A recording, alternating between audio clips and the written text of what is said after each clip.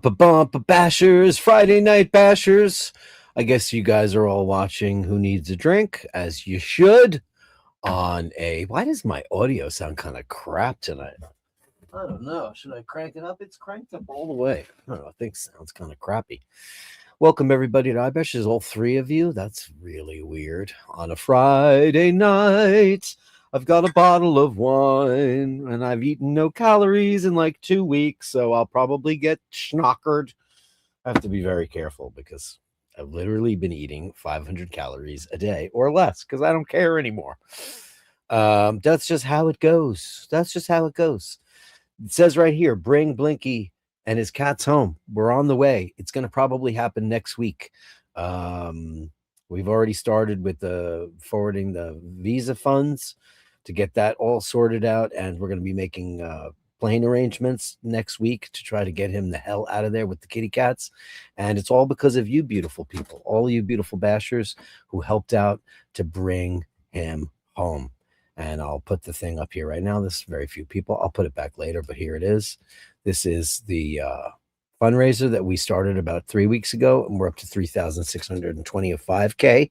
While it's not the 5K I had hoped for, it is certainly helped us out enormously to get him to the point where we can make all the planning and we can get a couple of the things done and just get them the hell out of Dodge.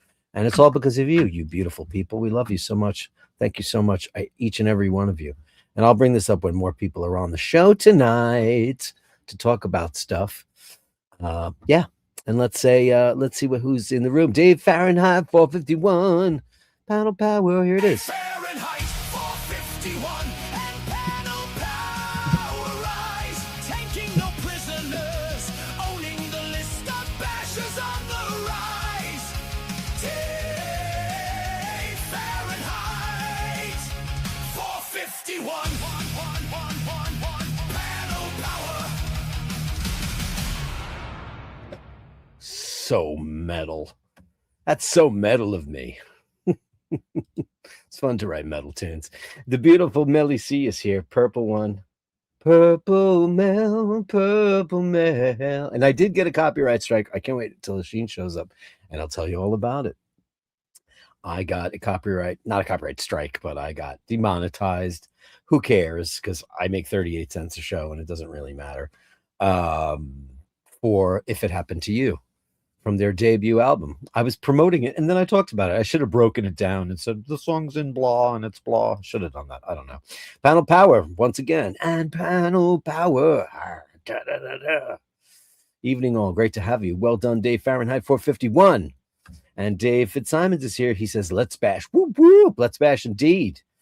Congratulations, Dave, says Andy Pandy Pudding and Pie. And there's the GoFundMe. Click on it. If you got $5, if you got $10, you got $500. I don't care.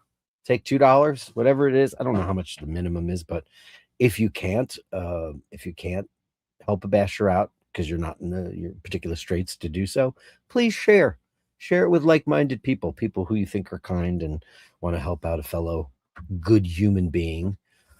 Please share if you can. Take a moment to upvote and subscribe. Please do that because I'm in YouTube limbo anyway, and it doesn't matter. It doesn't really matter. iBashers is where it's supposed to be. It was never supposed to be, Mr. Beast. Kindness and upvotes are free. They are, says Andy. Thank you so much. And the Irish one's here, upvoted number 6 for the Friday big show. I hope it's a big show. I got to be very careful about drinking wine. I just be very judicious with it. I have a Diet Coke backup. I'm drinking a coffee right now, a Drooby Doo coffee. So yeah, Best wishes to Dirk, Oisín, and all the bashes. Slancha. Keep her lit, as he says. Always keep her lit. And it's Andy the Ancient One. Good evening, kind sir. Wishing you and yours only good things. Only good things. That's all we got. It's only good things. And there's the ticker. There's your ticker. Only good things. Andy the Ancient One, the partner of the incomparable Melly C. And there's the Blinky. He's here. Hey, Bashers. It's the Blinky, Blinky, Blinky, Blinky, Blinky room. And the Blinky room's going to be in the USA sooner than later. It's happening. And we've been talking about it for months and months and months and months. And we figured out a small way to try to help our Blink get back where he belongs, back in the USSA.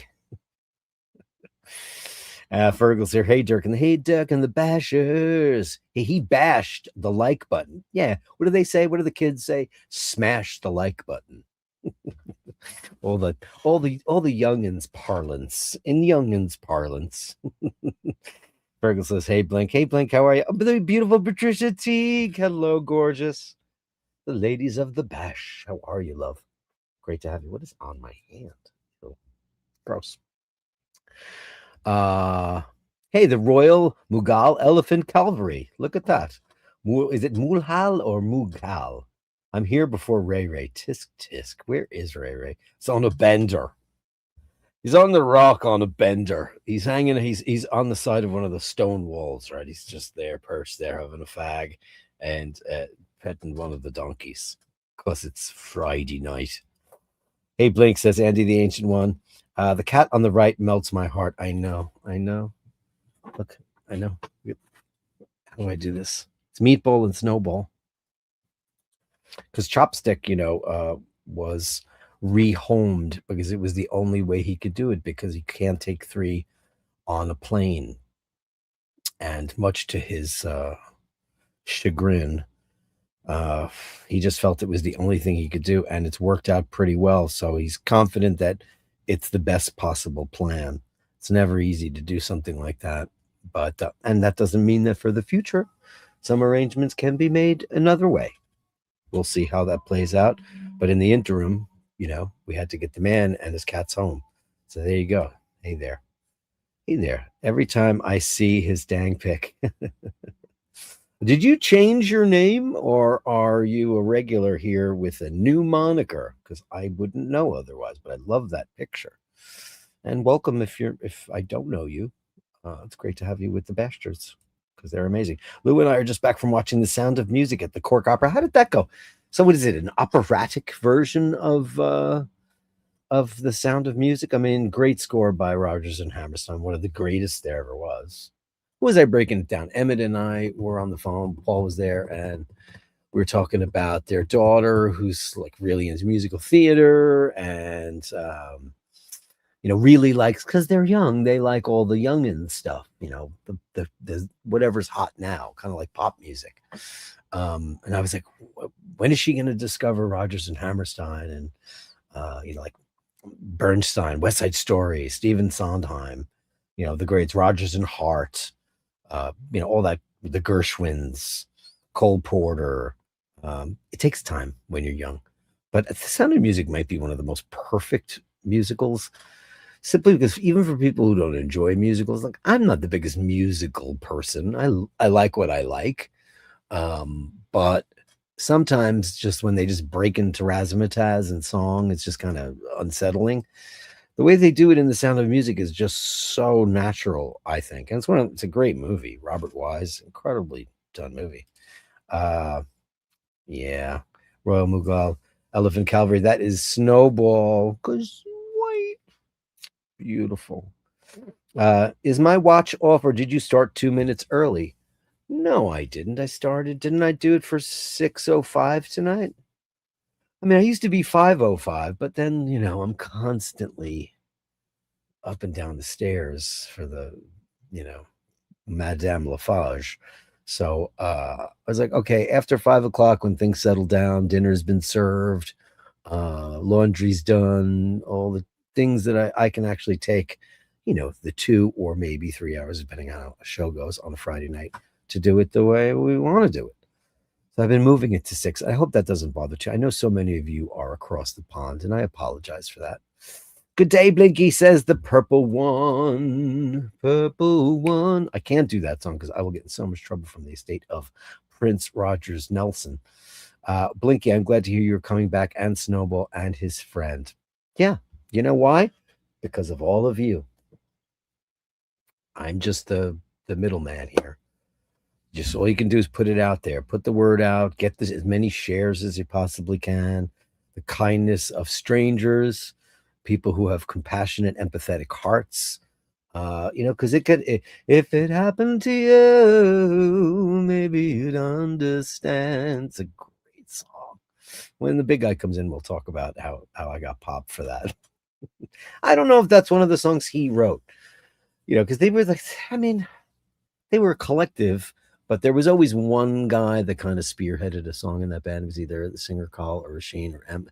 I don't know if I think Ado, the drummer, great, amazing drummer. I think he wrote one of their great songs called "Wasting," or not in its entirety, but somehow he had something to do with that. I think if I have my Mr. North history correct, and that is his daddy. Oh, it's too much to bear. Hey, Em, it's great to have you on the show. Have a great weekend, everyone. And also to you, you have a great weekend. Lou and I are just back from. So tell us all about it. You said it twice. So what do you have to say about it? Good evening. Hello, Louise. Did you have a good time? Did you have some theater wine? Were they serving champagne?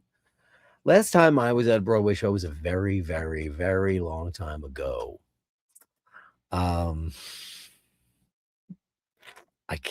I think it was pre-pandemic. We saw Moulin Rouge, which I thought I was going to hate, and I did not. It was actually very good. I think that was the last time I went. And I remember we went to the bar, and it was the day before. It was like the 12th of March, 2020. And that's how often I go to Broadway. Literally, I could get on the 7 train and be at every Broadway theater in 5 minutes. Literally. It's 2 stops. It's 10 minutes I'd be there. 5 minutes. If I catch the train right away, I just don't go. It's exorbitantly expensive to go to a Broadway show in it's just, and there's ways around it. There's a tickets thing, and there's a bunch of places you can go. But yeah, I haven't seen a whole hell of a lot. Yeah, last time I remember it was like $30 for a glass of wine or champagne. They got to be kidding me. Alpine Ibex, hey buddy, were you a Bourdain fan? New movie is out. Yeah, I saw that the movie's out. Of course, I was a big fan, like so many people. I read Kitchen Confidential when it was still anonymously written. I loved his shows. Everybody loved all of his shows, but my favorite was a show called The Layover. Does anybody remember that? It was Anthony would go and have a layover, like 24 hours or 48 hours, depending on the connection, in various parts of the crazy places where you would get caught on a layover and be like, "What the fuck? What am I gonna do here?" And he would go hit restaurants and do some interesting sights and whatever the town, the city had to offer. And I just thought it was cool. And he'd have like the old fashioned flip board kind of. It was a great show because it had a lot of energy. It was fast, like him. I thought it portrayed him really well because he was such a frenetic personality. Come on, Bashers, let's get Blinky and his fur babies home. Let's get them home. They're coming home.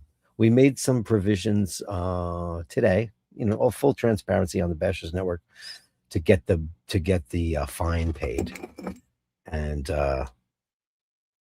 hopefully that'll get done early this week. And then once we get the fine paid, then Carolyn and I can go buy the tickets and get them home. And it's been a lot of stuff. It's just crazy. I pray that no one ever else gets involved in a situation like that. It's just heartbreaking. 2 steps forward, 3 steps back. The Sound of Music was amazing. How great is that? But what is it, operatic, or was it, sung the way it was written? Or is it, Julie Andrews had an operatic voice, but, operatic. Genius. I love her. Good evening, Dirk and all the Bashers. Enjoyed this Friday, says Alejandro in the Keys. Hello, Alejandro. Alejandro. Sound of Music is my favorite musical. Yeah, it's up there. Yes, I would probably say, oh God, West Side Story. That's tough. Ooh, it's really, really tough. Oh, I have both Blu-ray box set for the films.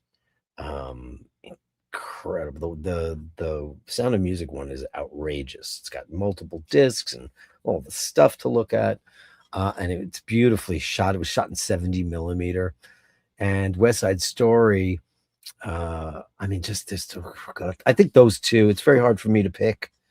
But then there are other shows that have particular songs that I think are some of the most superior songs ever written. If I Loved You is from Carousel is probably I think the most beautiful song ever written for stage or screen. And Not While I'm Around, which is from Sweeney Todd, which is an incredible song. Those are the ones that really, but I like so many other ones, and when the big guy's here, we'll ask him what we think. Hey, Oisín, what's your favorite musical? How gay are we tonight? My favorite musical? Yeah, what's your favorite musical? Jesus Christ Superstar. Oh, yeah, of course. Yeah, all right. I don't even consider that like a Broadway musical. It's funny. I think of Superstar in its own little niche, Okay, then. Because it's a rock opera, that they put. I like Blood Brothers. I saw that with Petula Clark and the Cassidy boys, Sean and David Cassidy. And they were fucking great. That was a good show. The first half of Wicked. Oh God. The first half. I don't know what that even means because I didn't get more than 10 minutes in without wanting to blow my brains out. No, the first half, and then there's intermission, and the second half is boring. What happens in this? Where's the defying gravity? Yeah, that's how it ends. That's how the show ends, or the top. That's how the first half ends.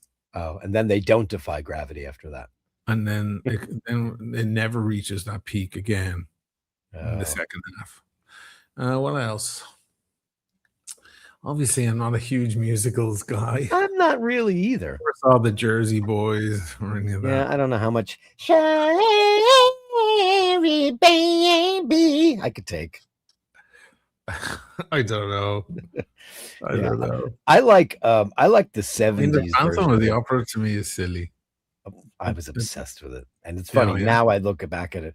I used to cut school and go get the matinee tickets. You could get them cheap. I'd wait on the queue and I would go because I saw Michael Crawford and Sarah Brightman. West Side Story has to be. To me, it's The Sound of Music and West Side Story are the two greatest, I think. West Side Story has to be. Because Bernstein's composition is just so clever. Sick. It's so clever. It's so clever. A friend of mine conducted a show over in that place. What's that? Symphony Space up on the Upper West Side. Yeah. It's actually a beautiful space. It is. And God, there was also. That's where I met Andy Warhol. Really? Yeah. And Michael Hutchinson. The bar above. It's a great bar up there. Anyway. It was his music and this dude who's a composer who's kind of a fucking real loser or whatever, but somehow he had the money to pay the orchestra and some other kind of local composers and so on. And for a big bang boom at the end of the show, they played some West Side Story arrangements, and I was like, "Oh my God, the level of it's crazy!" It was just so evident, like the difference between an average composer and a genius composer. Yeah, sure. Is just gargantuan. It's just all of a sudden the orchestra lit up. Everything was beautifully written. Everything was clever. It was just magnificent just to see his genius. He was an otherworldly composer and personality, that guy. And I just love when he's talking to his orchestra and he does it, First, what are you doing there? Stop. We're going to go to start this in G flat. And he's crazy and calm at the same time. Bring Blinky and his cats home? Yeah. Did you? That's my fundraiser. Are you still doing that? Yeah. We're almost there. We made we started out today, or starting last night, we started the process of getting his visa fines paid in that Southeast country, which is Southeast Asian country, which I'm not mentioning for obvious reasons. Okay. Because he had an overstay visa and it was a catch-22 between the Sure. consulate and all this clusterfuck of shit.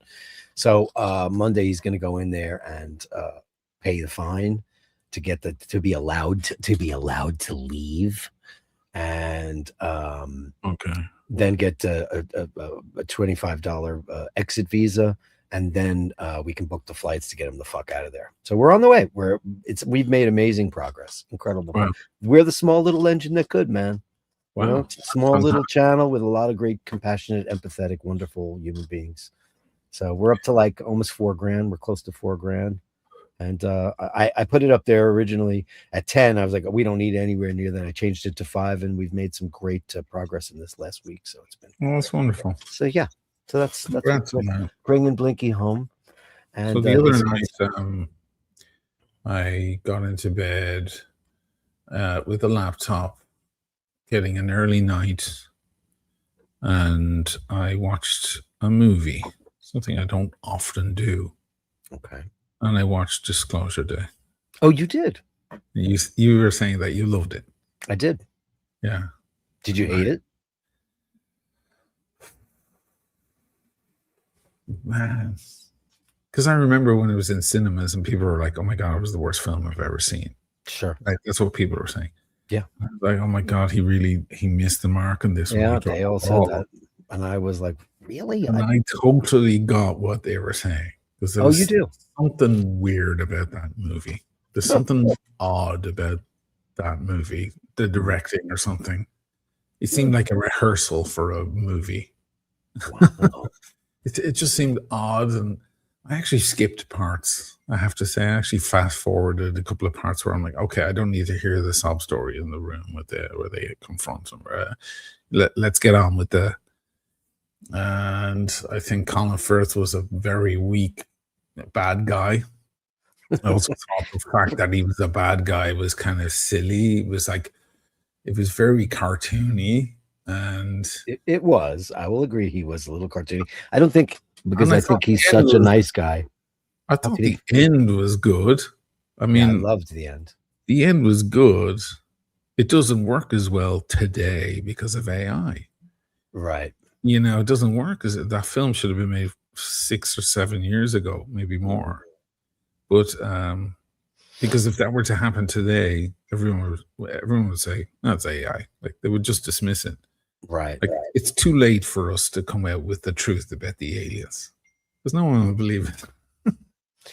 I don't think anybody believes that's the problem. And this is exactly what happened, because I was sitting next to Paul on the couch, and he was saying all of that at exactly verbatim what you just said, because he's the king of, he has zero suspension of disbelief. And he's like, well, and he starts doing the math, and I'm like, can you just, you know, you do have to have some modicum of a thread of that left in you, because if you put that movie into today's context, it doesn't work. Cynical. I'm not cynical like Paul. No, I know you're not. No, like Arrival, I love. But I think you're correct in your assumption, your conclusion that it wouldn't work now.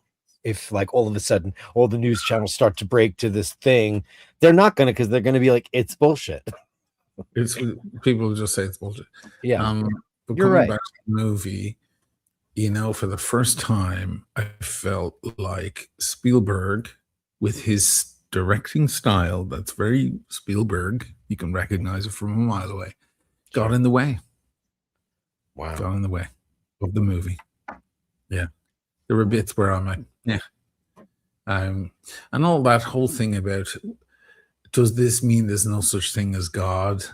You know, I was like, why do you have to stop the story for that? What does it matter? What does it matter? But I can feel Spielberg appealing. He's always been worried about people out there in America, in Bible Belt land and all of that. Sure. He's trying. Yeah, he's always got them in mind as well. And I felt like that was just like, well, What's the matter? Like, Well, it's kind of like in Contact when they hired Matthew McConaughey to play right, Palmer to right. fucking imbue that film with that exact kind of bullshit. Yes. That I was like, I read that book. What? Because they have to, filmmakers, because of what you just said. I don't disagree with anything you're saying. I They just don't was want people walking out of cinemas going, I don't like that movie because Jesus Christ is our Lord and Savior, and all of that. He's thinking about them. That's why he's putting that stuff in. I think so many people. Also, by the way, the discovery of other life around the universe doesn't prove the non-existence of God. Certainly does not. Well, It just means he's a bigger puppet master than we ever believed. I mean, they're going to have to amend all that shit because God made man in his image. Well, what did he make them in? Right. There's going to have to be some addendums going on there. Similar image, by the way, still a humanoid type shape with 2 arms, 2 legs, and big eyes. Like, they're not that. There was another thing that pissed me off as well. It was like all the aliens were essentially the standard Roswell accident. They were the Roswell thing. There weren't variations, so were you only visited by one sort of alien? That was the other thing. Because clearly maybe they're just from one planet. Yeah, maybe they're all from one planet. What else? Oh yeah, and there was some shitty CGI in there, man. That was fucking awful. Was there? I didn't think that I know that the train thing with the car was practical effects. No, that was good. Yeah, it was pretty good. Was there like the animals visiting them in the middle of the night and stuff? I was like, oh shit, this looks like Disney from 1999. I was like, why? Yeah, it was very AI to make it. AI would do it perfectly. Dream-like. Yeah, it was. Yeah, who's doing the best CGI now? I mean, now with AI, I mean, I would imagine that ILM and all those. Yeah, they all out of a job now. I don't know, because all you need now is you don't even need a green screen. You just need God. You just need Jesus Christ, your Lord and Savior, to save you from those people from that faraway planet. They're going to take, as long as you keep him close to your heart, those aliens won't come to you because you're pure. It's disgusting. That Palmer Joss, that was his name. Yeah, that's what happened in. And I remember saying I went to Contact by myself, and I went, "What?" And I love that movie for the most part. Yeah, and I was like, "What the fuck is this insertion?" Because he's in the book, but me, and all of a sudden he's this incredible morality for Ellie Arroway, and makes her think her in the courtroom, right?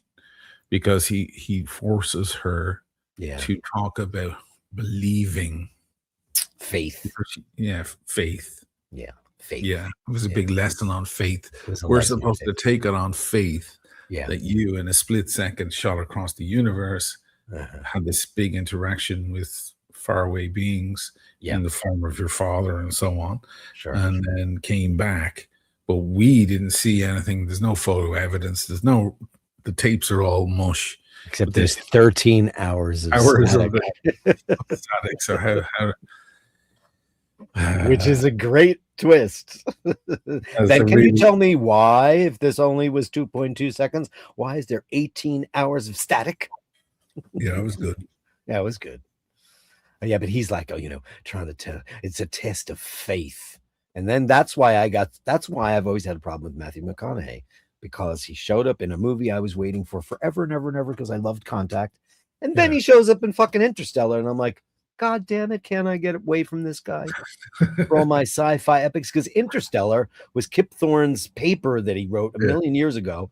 And Spielberg was going to do it. And it was in turnaround for years and years and years. And I was like, I can't wait till they make this movie. And then all of a sudden they make it. And I'm like, oh my God, I can't get away from him.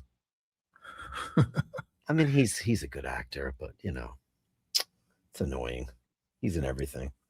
Arrival was a perfect modern sci-fi film. I think it was perfect. Probably one of the best alien sci-fi movies in recent history. Well, also their communication, what they looked like, we didn't really know. They're behind that smoky shit, and the glass and the way they communicated was more than an alien movie. yeah, It's the story of morality and it is intelligence and how the brain works and how language works. And it was that movie blew my mind. I was like, what the hell? It was mind blowing. Was that who directed that? Was that Neil Blomkamp or who did that? It was Denis Villeneuve. Oh, it was Denis Villeneuve, right? Whatever happened to Neil Blomkamp?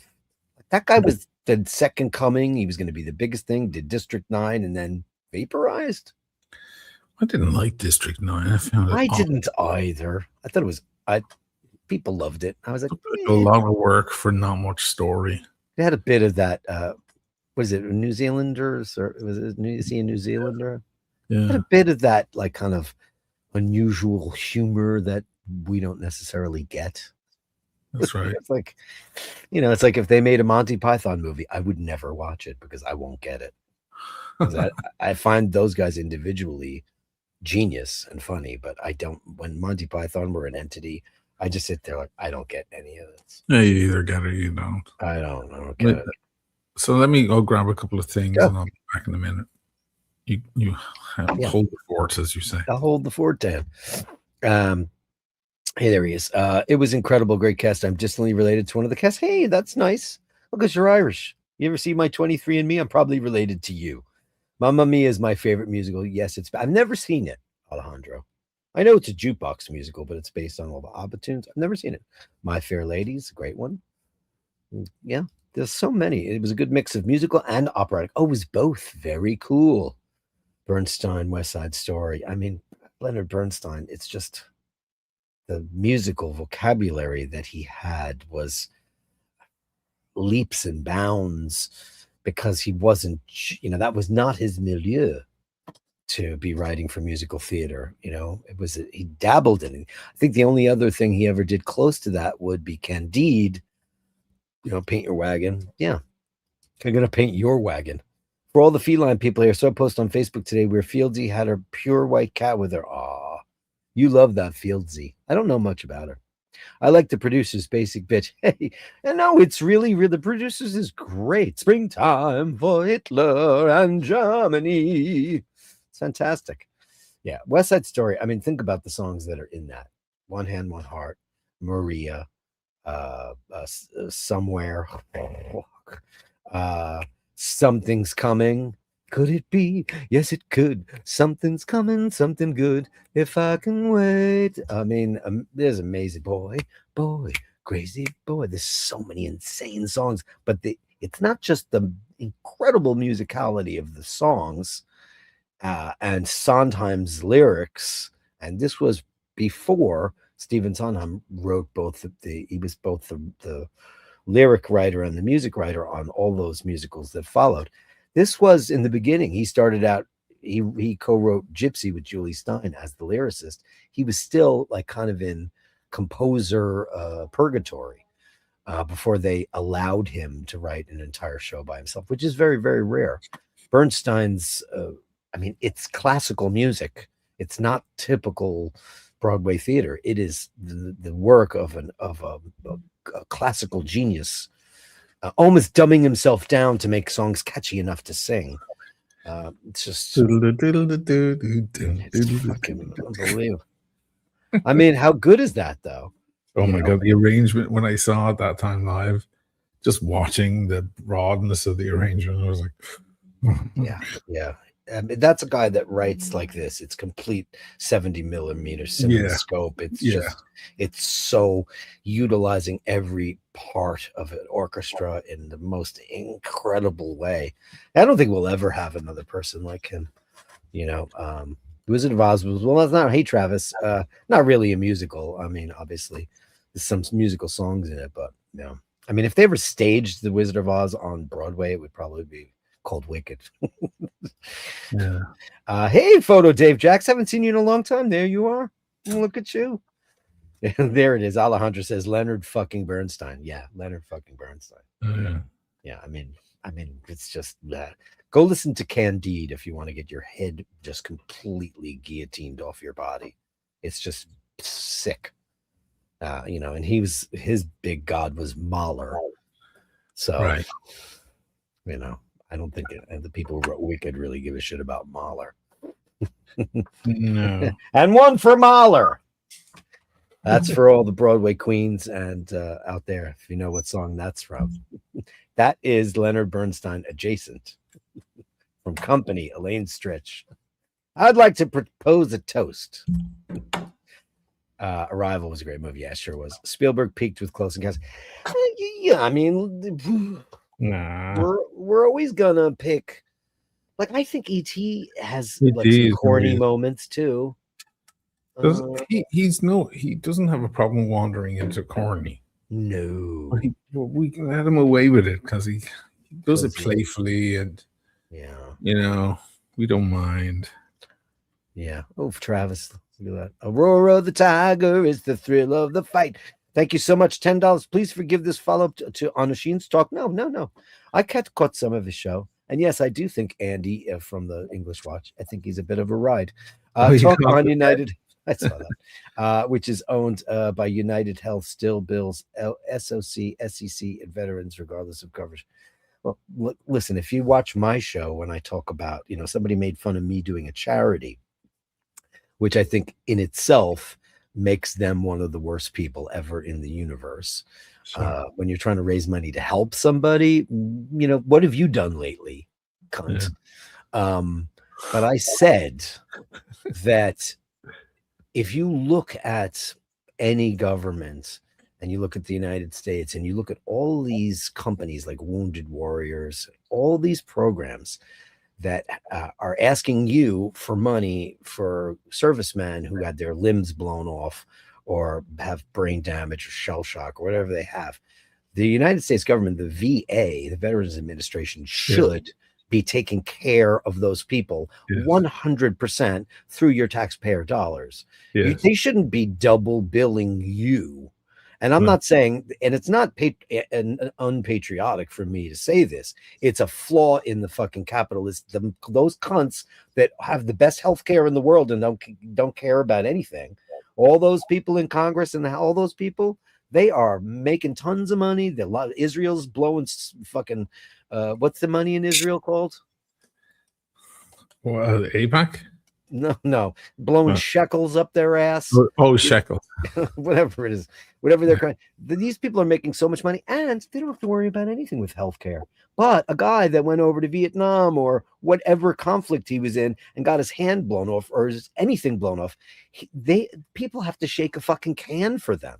Yes. So it's fucked up. It's ridiculous. Congress doesn't care. They don't care, Roar the Tiger. They don't fucking care.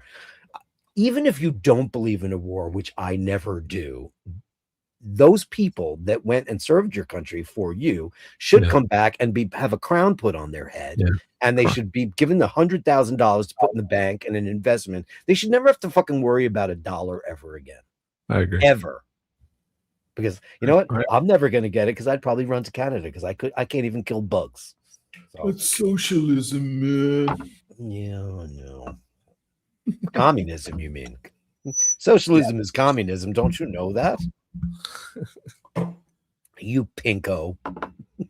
I'm trying to film here while I'm on with you. What are you filming? This new watch. I have a deadline on Monday. Oh shit! Can't show it though. A strict order not to show it until release day, which is Monday. But I want to get a start on these macros. Nice. They take forever. Andy does have nice watch shots. It's what about the English watch? Other than and he had a massive heart attack a couple of years ago. That guy. That's right.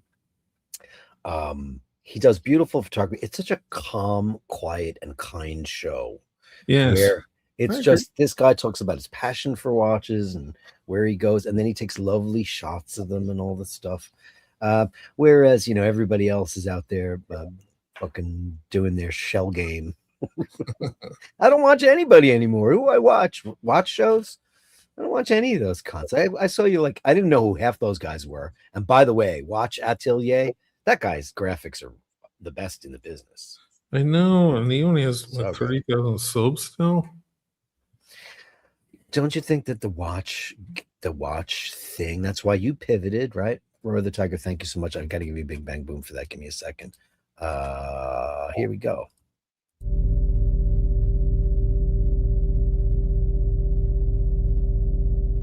Thank you so much. I just think people are bored. People are probably getting into a new hobby, or also the bubble burst. So people, all the cunts aren't, buying all the Rolex so they can flip them. I do watch. Maybe. I mean, I came to a conclusion at the end of the show that actually everyone is, continuing on. I just haven't been watching myself, and maybe it's a me issue. It's not really about watches anymore. It's about lots of other shit. You pivoted. It's watch centric. You do more lifestyle and other shit now, because how much can you just sit around and talk about watches, and for how long? Oh, we can do it a lot. Don't you worry. No, I know, but it's like after a while, even somebody who loves watches, gets a little bored with shit. Sure. Yeah, show me the most beautiful girl in the world, and I'll show you the guy who's blank, blank, blank. You know what I mean? After a while, you need something fresh. That's why going on location is an exciting thing. But just sitting in the studio and holding up a watch and talking about a reference number but it works because they'll just do it. Brit Pierce will do, hey, the problem with Rolex, and everybody clicks on it. Yeah. Be like, here I am. I'm wearing my Omega Reduced, my reference 3510-50. This is based on the ETA 2892-A2, otherwise known as the tractor, with the Dubois Duprat 2020 chronograph module. How boring does that get after a while? Well, no, they do other stuff. I mean, they'll say, well, it won't be just like tech. It'll be stuff like, this is why Rolex isn't selling anymore. Oh yeah, that's clickbaity though, isn't it? I see so much. I'm going to make a video on Rolex about why it's so great, why people are missing the point about why it's so great. And that'll be a chat video just like that here in the studio, talking about stats and all of that. If you're bored with it, that's one thing. But I think, when you go, I think your key is, you shot all these beautiful watches on these beautiful locations with great photography, and it's a cinematic experience, which is what makes the difference between that and a guy sitting at a desk holding up a watch. Yeah. And I think variety is really the spice of life. Maybe I just got bored with it. I don't know. I love watches still and all that stuff, but I don't know how long I can watch that shit anymore. Let me ask you something. Can you talk about cats? Yeah, of course I can, because they're living creatures. They're, they provide love. Watch doesn't provide love. They, cats have been saving gay men from suicide for millennia, and being a girl's best friend when he didn't call her back from there. Women in their 40s. Yeah, yeah, because Earl didn't call back from the Piggly, but he said he would. He said, "I'm going to call you, Estelle. I'll call you. Can I help you to the car with them packages? How about if I give you a call? We'll go down to the holler and see if we can get a couple of libations this weekend. What do you say, Estelle?" I don't know. I don't have a cat anymore. It's so weird. But maybe you're living vicariously through everyone else. You're like, yeah. I'm going to get an Italian cat, and I've already picked out a name for it if it's a boy. What is it? Enzo. Oh, I like it. It's great. Like Ferrari. Yeah. His name's going to be Enzo. He'll be a feared cat. I love it. If I find a boy cat, it'll be Enzo. If I find a girl cat, I haven't figured it out. Maybe I'll let people choose. It's got to be something good. I like Enzo. It's a great name, right? I'm gonna come down to Fano to see Enzo. Yeah. Also, you have to learn how to do a zeta. What's that? Your Z is too soft. Enzo. It's almost like TS. Oh, I thought that was just the double Z would be Piazza. Sure. Enzo, I thought was just so. Is it? It does it like You might have a point. You might have a point. Yeah, you might. yeah. Maybe it's I Enzo. rely on you and Paul to slap me on the wrist when I get it wrong, which is fine. No, you might have a point. Maybe it is Enzo and not Enzo. I don't know. It depends on regionality too, probably big time. Maybe. You know, Enzo. What's a good female cat name that's you know, that's as good as Enzo? This is actually pretty good. I'm drinking. I have to be very careful with drinking. Chateau Lillian. I never saw this before. It was really cheap. It was like $27. Wow. It's Saint Esteph, and it's 2019. It was like $25, I think. So let me get that. And it's very, very nice. But I've put literally like less than 500 calories in my body every single day for the last 2.5 weeks. So like drinking is probably not the best idea. But fuck it, it's Friday night. Are you already drinking? Was I already drunk? Well, I've had drinks on Friday night, but like last week I had some white wine spritzers. But I didn't have enough time to go out and get a white bottle of wine. I had this in the house. And I was like, and it's also very cool here in New York. I think it's like 69 degrees right now. Nice. Yeah, it's quite lovely. So it's not bad. It's been really humid, but today is a bit better. There was a lot of rain this morning. Kitty Kennedy. Bella for a girl cat. Yeah, that's cute. Bella's nice. Charity. Can name it Charity. Dun, dun, dun, dun, dun, dun. Hold on. I don't have shit. Dun, dun, dun, dun, dun, dun. Sweet Charity. The minute you walked in the joint. Sophia, yeah. All the great movie stars. I forgot about that. All the great Italian movie stars. Sophia Loren. Who's another one? Who's that beautiful blonde? Monica Bellucci. Vernalisi. Oh man, Paul loves her. She was big in the 50s and the 60s. Yeah. I like the name suggested for your kitty. I mean, you know what? When you have a dog or a cat, you always call them kitty or puppy anyway. Come here, kitty. You just do it, But you have to have a name on paper. Like it'll be like Enzo Archibaldo. You know what I mean? Up to like 3 names.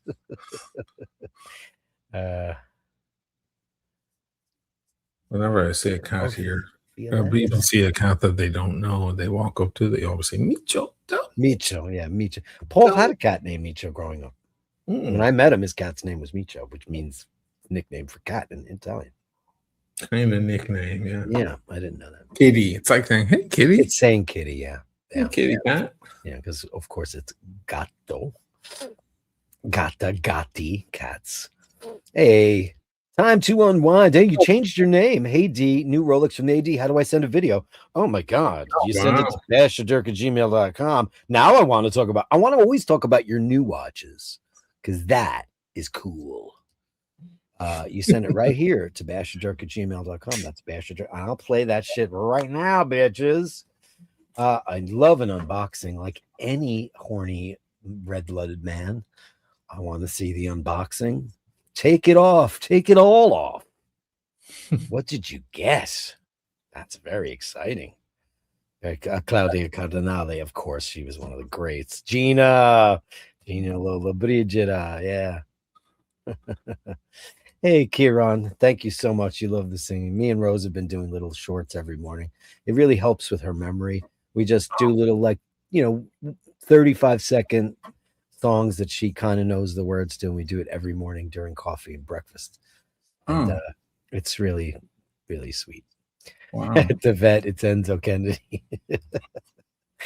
Hey, there's your brother. Hello from a windy and finally rainy Wien. Yeah, finally rainy here too. Yeah, it's been heavy, man. We had a massive fucking tornado here in New York yesterday. Oh yeah. Yeah, it was so bad. Lawrence had what they think was a tornado right by the Duomo. Everybody's tables start flying in the air and stuff. Yeah. Wow. Wow, how about that for a fat cat? Flabio or Flabiana. It's funny. I find that, I've had thin cats and I've had fat cats. At one time, Laverne got chubby, but I had a cat named Murray who was a fat bastard. And, he didn't eat anything different from any of the other cats. He wasn't like he was hitting the Snickers. He just was, predisposed to it genetically. How else? Because he didn't get any extra food than Glaucus. Because that was when I met Paul and we found the cat. He said his name will be Glaucus, and I wanted to keep him. So I said, okay, whatever you want to call him, I don't care. Okay. Glaucus was Ruth Gordon's imaginary friend in the movie Harold and Maude. Oh. So did I get it? Let's see. Love to do that. Ba, ba, ba, ba, ba. Oh, wait. Ba, ba, ba, ba, ba. Okay. Let me go to the mail. Okay. Oh, is it a video? No, it's a picture. Oh, fuck me. Really? Well, I don't. All right. Anybody want to guess what he got? Well, he went. It depends which AD. I assume he means Rolex AD. This is Rolex. So he got a Daytona or something. Nope. All right. I'm not going to go through every model. I've never seen anybody get this on this show, but there it is. Oh, he got that. Wow. Wow. That's crazy. How are those doing in the I saw Vukum got screwed on one. He paid too much. But those guys are all fucking super shysters anyway. Yeah. I mean, just watching them, like they buy a watch 3 stores away and then they go to every store along the way, and they flip it like within 10 minutes. That's their thing. That's what they do. But doesn't the guy at the end of the stall know that like he just got it down the block? Yeah. I mean, it doesn't make any sense to me. Yeah. Oh, did you get it from you got it from Benny? Where'd you get that? How much did you pay for it? Oh, I can't do that. I need, I need my taste, as Kerry would say. I need my taste. Land Dweller. Look at that thing. Wow, that's crazy. I've never seen one on this show ever. Look how slim and trim that thing is. Yeah, it's a nice watch. Yeah. Wow. Very successful entry in the Rolex catalog. People are fucking crazy for it. I think it's cool. I mean, I always found that the 9 and the 6 without the 3 is weird, because you have the date window there. If they made this watch without a date, I think it would be even cooler. Yeah, sure.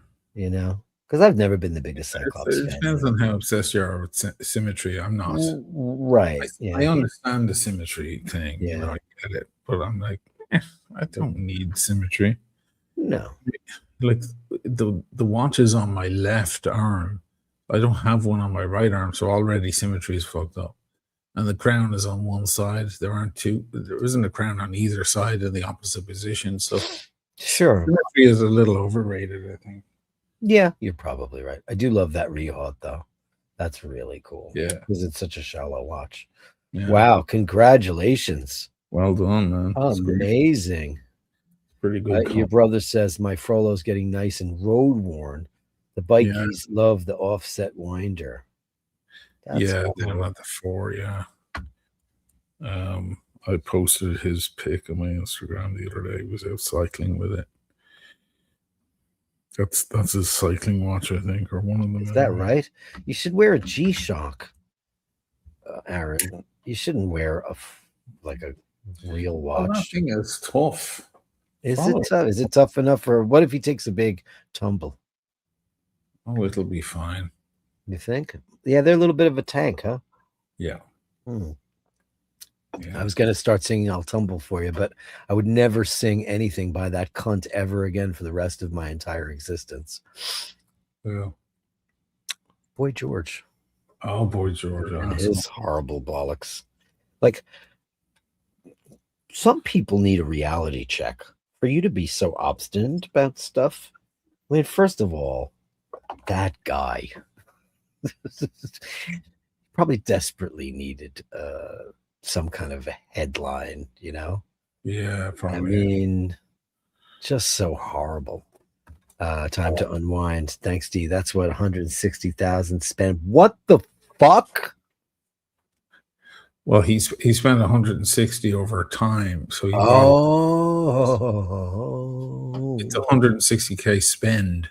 So he okay. spent that over years, Sure. So the history they just said. and then they call on for the land dweller. He's bought two-tone subs. He's bought all sorts of stuff, and then GMTs and subs, regular subs, and maybe got a Daytona or two, and maybe a gold piece. Yeah, well, they make you buy the stupid shit first because, like, well, start your journey here with this two-tone watch that nobody wants, but it'll get you on the fucking ship. You know, yes, they're not going to just give you a little harsh, but okay. You know, I mean, it depends on. I mean, I don't like two-tone watches to begin with, but you know, I get it to get up. Oh, that's a shame. I was going to send you a two-tone sub tomorrow. I guess I won't have to do that. A two-tone sub. Yeah. Yeah. They just feel a bluesy. Do you have a bluesy? Oh well, Jesus Christ. That's what a two-tone sub is. What do you think a two-tone sub is? That's a bluesy. Is there anything else that was in two-tone, or was it just always the bluesy? Well, technically, yeah. The black dial one. There's a black dial version and the blue dial version. Yeah. And two-tone GMTs. Yeah, of course, real gear and all that shit. Yeah, there's two-tone Datejust and everything. Wow, Jim Patterson says people say Wes Anderson picked up where Hal Ashby. I don't like Wes Anderson films. I find his movies to be peculiar. Whereas Hal Ashby, I mean, he's made fucking so many amazing. I mean, that guy in the early 70s was kicking out some crazy ass shit.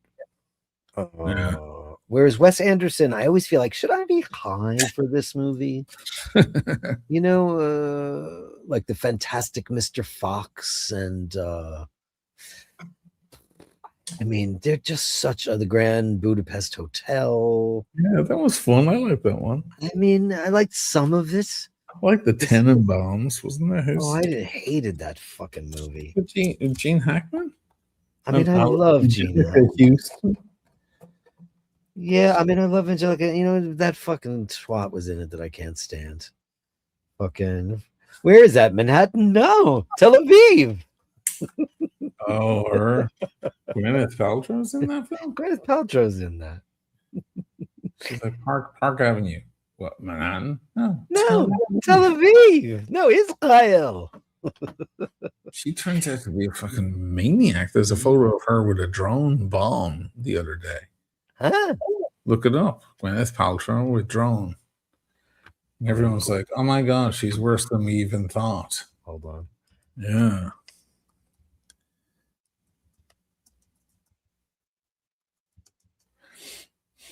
Getting some nice shots of this watch. This thing is like, wow. I wish I could show you. Gwyneth Paltrow faced criticism for goopifying defense tech after hosting. Yeah, you want to pull it up? Oh no, but I'm just reading the AI, so I'm trying to find the best thing right now. Look up images. Oh, well. Wow, AI is taking a long time to come up with this. The goopify. Because it's all controlled by Zios.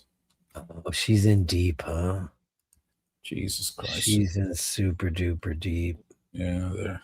Wow. Yeah. Okay, Mother Jones. Let's go here.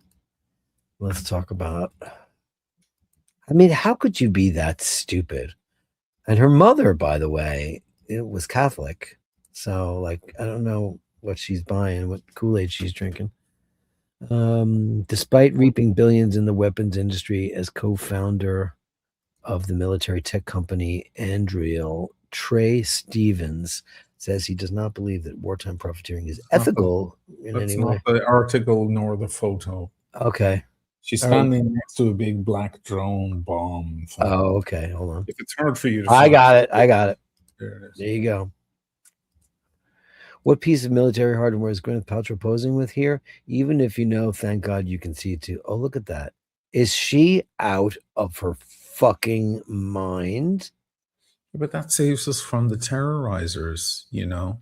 Oh yeah, Have because you they have heard it? rocks and slingshots. Yeah, that saves us from the terrorists. Yeah, American paid for munitions to kill Bedouins, essentially. Let's get rid of them.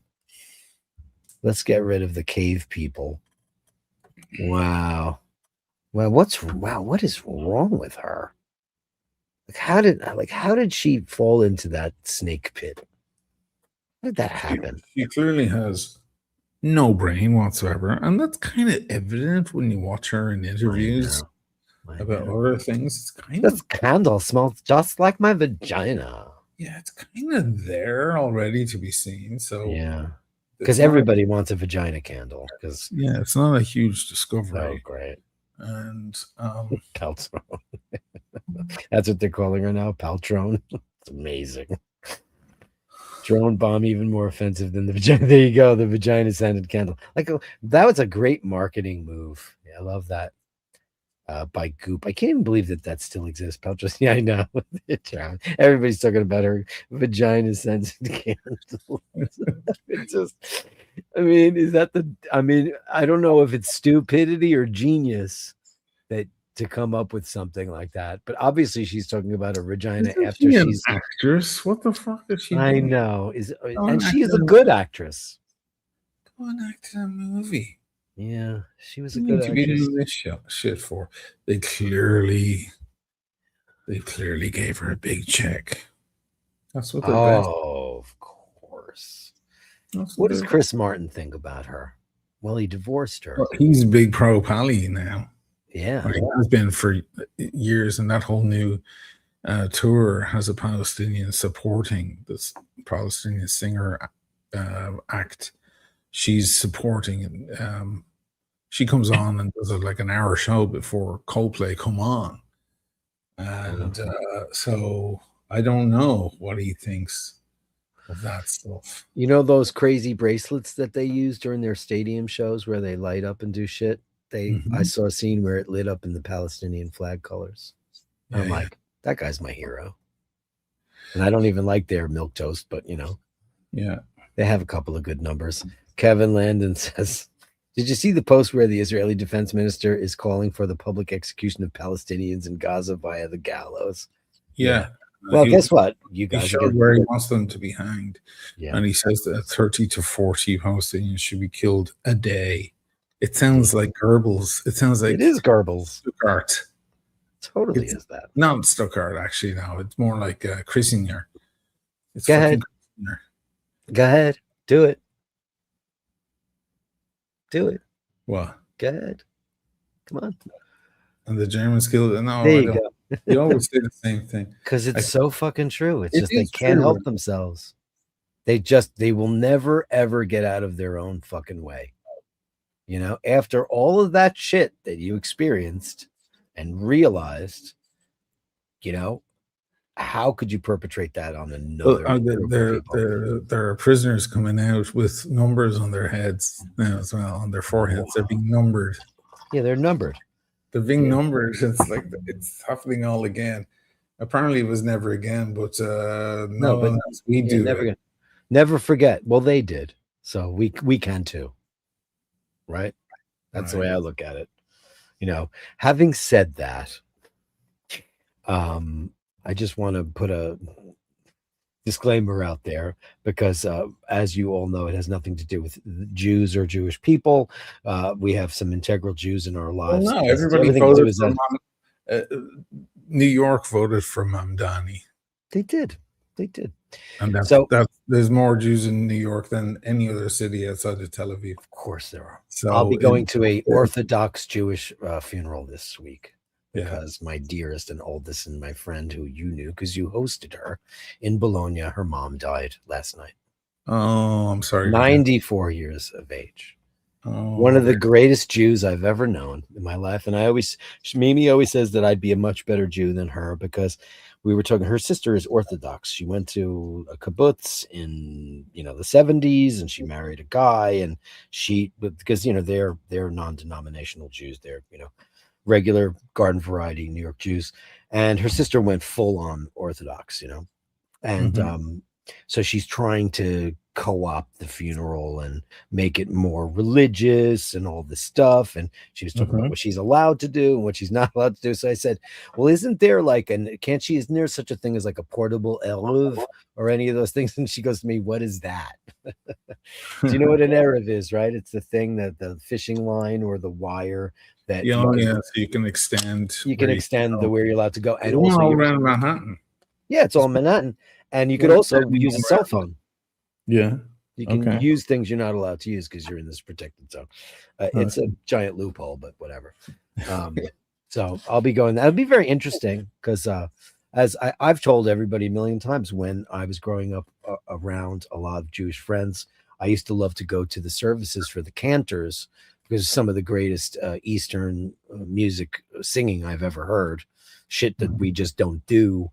You know, the Western scale is a completely different thing. So it was very, very cool. But back to Zionists. I'm sorry to hear about Mimi. Her mom was 94 and her name was Marlene, and I loved her. I grew up with Mimi's brother Steve was my friend, but Steve was a pothead. Steve is no longer with us. And midway of my friendship with Steve, and they lived in Fresh Meadows in my neighborhood where we grew up, and his sister was away in college. And whenever she came home, she was listening to music. And I was, I guess, 14-ish, I guess. And she would listen to all this cool music, and Steve would like be smoking weed, and I didn't care. I didn't do that shit. And him and then he started getting some friends over, and then I'd hear like Annie Haslam, and she turned me on to Kate Bush. That's why I became the biggest Kate Bush fan, because she would be listening to the Kickin' Side or Lionheart or Never Forever, one of those amazing records. And I'll never forget, I went to the shop, the local record store, when the Hounds of Love came out, and I picked it up and I brought it to Mimi's bedroom and I put it on her turntable, and we just were gobsmacked together listening to that record. So that's how far back we go. And her mom was one of the smartest, most interesting people in the world, and she was a big fan of the opera and classical music, and she had a subscription to Lincoln Center.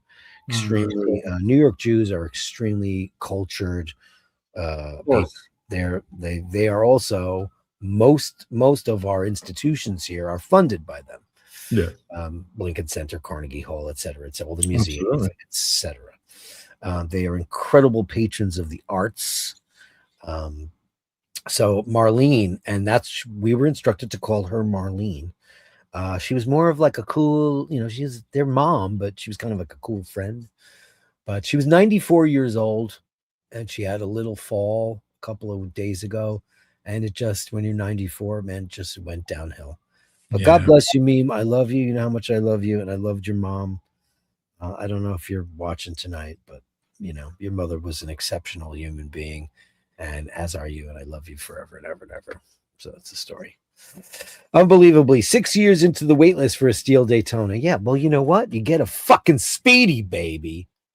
6 years for a fucking ugly chronograph. Fuck. Stupid, ugly watch with its really ugly screw down pushers. It looks lopsided. It looks one side so heavy. It's so blah. Anyway, £4.99. Bring on the pounds, guys, because it's like that really is a pounds are sexy.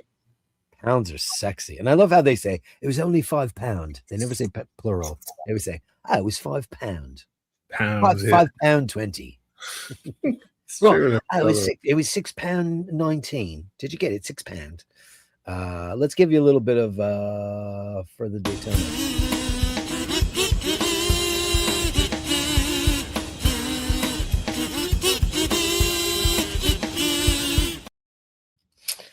20 or more veterans commit suicide daily because the VA is as unresponsive as Douglas Collins, the secretary of the VA. His system of no action for months creates betrayal that they won't call a VA crisis. Now, I have a friend who used to be my neighbor. He used to live right underneath me, named Michael. And he's a big fucking scary Brutus man. He's a monster guy. Like this guy he's probably 70 now. But if you ever saw this guy, he looks like he should have been cast in a Marvel movie. The guy's just made out of fucking steel. But everything in his body has been fucking replaced because of his military service. Right. And he has told us a million stories of how the VA and the United States government has failed him. And everything he ever did, all the surgeries he ever got, he went into so much debt to get his knee replaced or his ankle replaced or his shoulder fixed. He was shot so many friggin' times. And the VA, and then he said, I can't go to a VA hospital. He said, it's literally like being in a third world or fourth, fifth world country. Yeah, I have a friend, an old friend in New York. He served and had some head injuries to show for it. And he went up, and I actually went in to see him in the VA hospital down on 33rd and 1st. Yeah.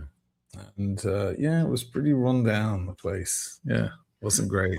So one good thing you can do in the United States, if you're in that predicament, is go check yourself into any hospital and they'll do the work and let them bill you and never fucking pay them.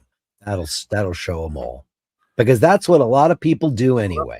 That's what a lot of people say is the reason why health insurance is expensive in the United States. They blame it on the people. Which one is it? Yeah. Come on. But you know what? Listen, have you ever been in an emergency room in New York City? What do you see in there? People using it as their general practitioner. That's what you see. You don't see like people with gunshot wounds. You can, of course, but you also see a lot of people who are in there for the sniffles and other maladies. Sure. And they're never going to pay. I will say this because I have decent insurance and I'm grateful. And the only reason why I have that is through Paul's job. Because when I worked at Rio for 25 years, I had terrific insurance and I never really had to pay that much out of pocket. That my appendix, I told you, was $135,000. We didn't pay a dollar, not a dollar. It was all completely covered. But that's very rare in the United States. That's because Paul has a job that is contracted through the city of New York. If you don't have that connection, if you're paying private insurance, there's an insane copay. There is an insane out-of-pocket expense. It's 2 tiers. It's not just your copay. It is also your out-of-pocket expense. It's 2 things. So once you have a major surgery like that, you're good for a year for anything. You might as well go in there and have a sex change. If they'll write you the script for it, The Roar of the Tiger, I couldn't agree with you more. It's just not even believable. The level of corruption and this is not a charity, but as we all know, charities, that's why people are skeptical of charity, because they think people are grifting and they're going to steal the money. And because we've seen all the preachers, I want you to reach deep into your hearts and in your pocketbooks and take his hand, because they're all stealing your money. Anybody who asks you for money because they preach religion is definitely stealing your money. No, definitely. That's 100% of them. Oh, of course. But the VA, they are contracted and subcontracted. They have so much resources to so much taxpayer money. And you should walk in there as a veteran and you should get every state-of-the-art procedure known to mankind and never be arsed for a fucking cent. Is that wrong? Why should anybody pay for that? No. And we don't even believe in that shit, I don't believe in going over and shooting people. But that's what they do. They're defending your country, regardless of what I don't care if you're Russian or you're Ukrainian or I don't care what you are. I bet you Israel takes really good care of their fucking IDF cunts. Of course they do. And who's paying for it? You are. We are. Well, you're not, but we are. The United States pays for the IDF. Those guys are the most evil pack of cunts ever in the universe. That's because half of the VA was fired. Yeah, well, they fired the people that were spending the money. You know how you're gonna get it fired, right? Because somebody spends money. That's why. Because it doesn't go in the new CEO's assistant's pocket.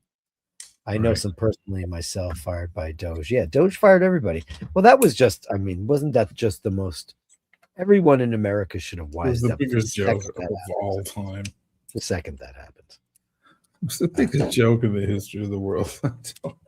Shit. Just Doge. Doge. I agree. The Daytona's over. Yeah, how many chronographs are out there that are just so much cooler than a Daytona? Hey, I'll put on I just had one on.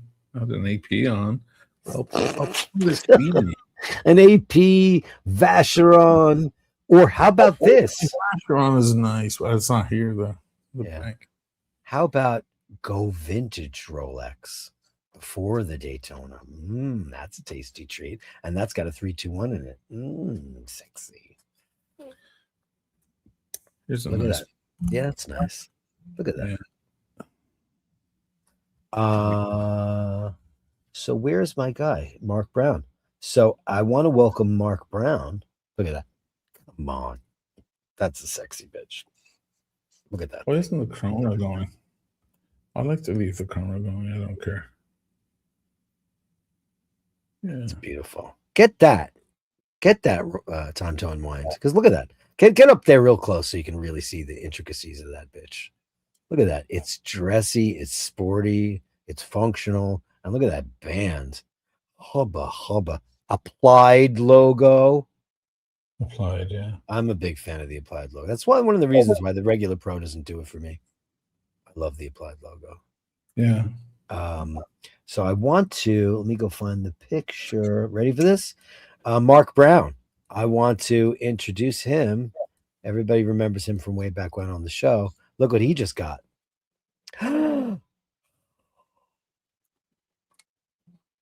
First to make in space. Oh shit. The old one. He's got the new one. No, that's the new one. Oh, that's the new one. He got the new one. Yeah. He was in the AD and they made him an offer he could not refuse. Yeah. Look at that. I'm going to put mine on right now just to be cunty. So we can be in the army of two. Congratulations on that purchase. Yeah, he said he sold a Rolex. Buy that. Fair enough. He had an Explorer 2 or something like that, and he just said, "Fuck it, I'm not in love with this thing." Fair enough. So I'm gonna go get this. This is a watch that you will have for the rest of your life. You know, look at this. I love this. Like. Always get what you like. I've been wearing this in 2 days, and guess what? Perfectly. Still running. Still running, bitches. Is it 72 hours? 70 hours. 70 hours. Yeah. There you go, bitches. And it's just such a sexy bitch. Oh my god. I'll be honest for you. Let me get out of the way. There you go. Yeah, that's a great watch. I'll hold it up to the camera so everybody can. This is just sex on a stick. If you're a big fan of Speedmasters, you get everything: slate blue dial, step dial, incredible loom plots, incredible kind of vintage alpha hands, flat link, unbelievable bracelet. Yes, I have tape on there. Just absolutely gorgeous piece.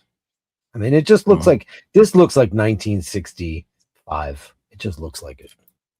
And they did a great job, you know, with a modern build. It's incredible. With a 3861.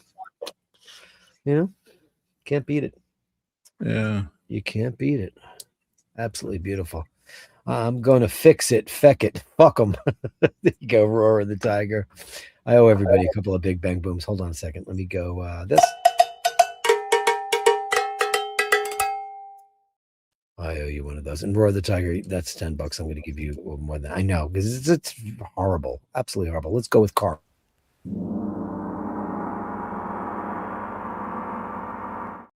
Not to mention Patricia Teague, not to mention how many veterans are homeless. It's a failure of society, an utter collapse. There's a documentary years ago where they put the veterans, there's a lot of veterans come home all fucked up, you know. Mm-hmm. And also wasn't just what happened while they were away, the fact that they were away, their family fell apart, their wife met someone new, and all of this kind of horrible stuff that they have to go through. All because they went off to fucking fight for the country. It's terrible. Anyway. It's atrocious. It's an atrocious thing. They put them in these homes, these small, little, modest apartments. I can't remember what state it was in. And they actually, it was astonishing. They gave them a beer allowance. They had a beer allowance.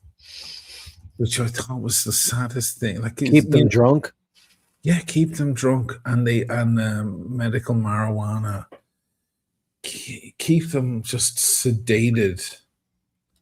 That was here in this United States. Yeah, yeah. Well, that's really keep people drunk and out of pain, and they won't complain as much. Yeah, but also I was just like, actually, I thought it was kind of cool because it was like, beer is pretty important to a guy who's, trying to forget everything he did or saw. But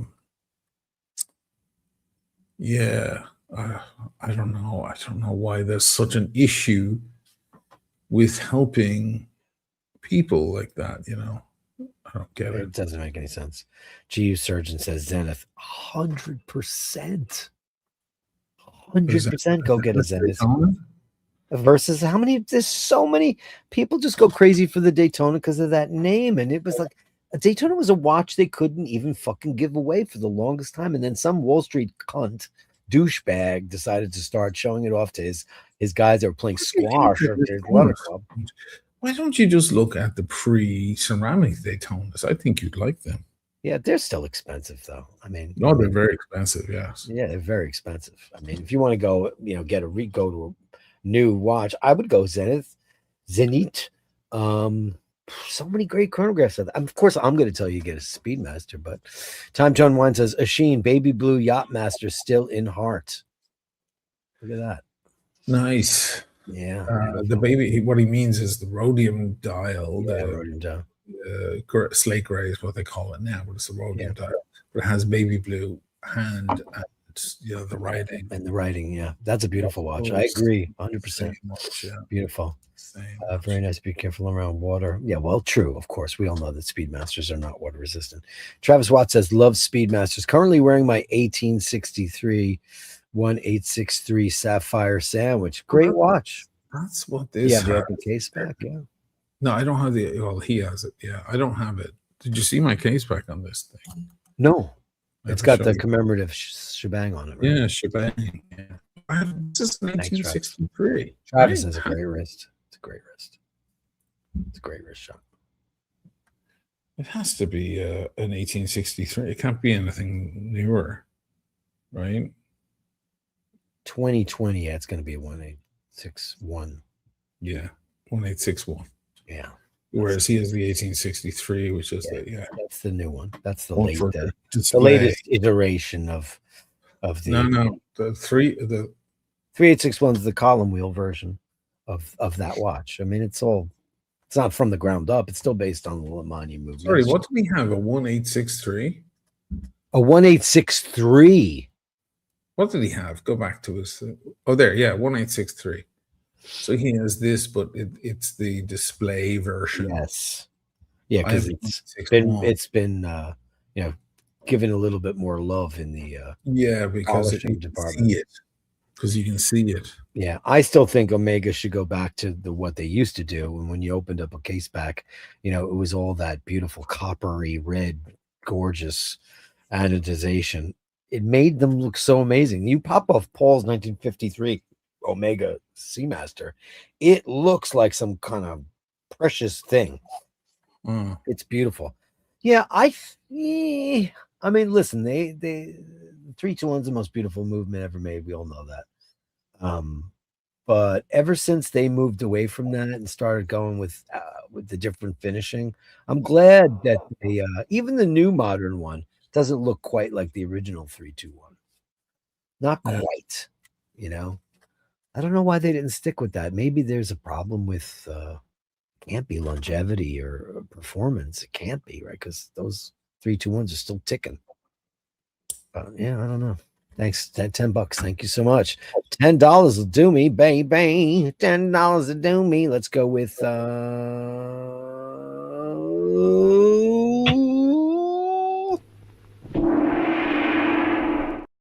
thank you, Travis. You're a mensch. A lot of people push Rolex, but often on the wrist is something else. I mean, it's like Rolex. I don't know. I love my Rolex. I love it. It's the only one I ever want, and it's the only one I ever will have. I'm happy. You don't know that. Oh, I know that. I You know. don't know that it's the only one you'll ever will have. Oh, that's true. That I don't know.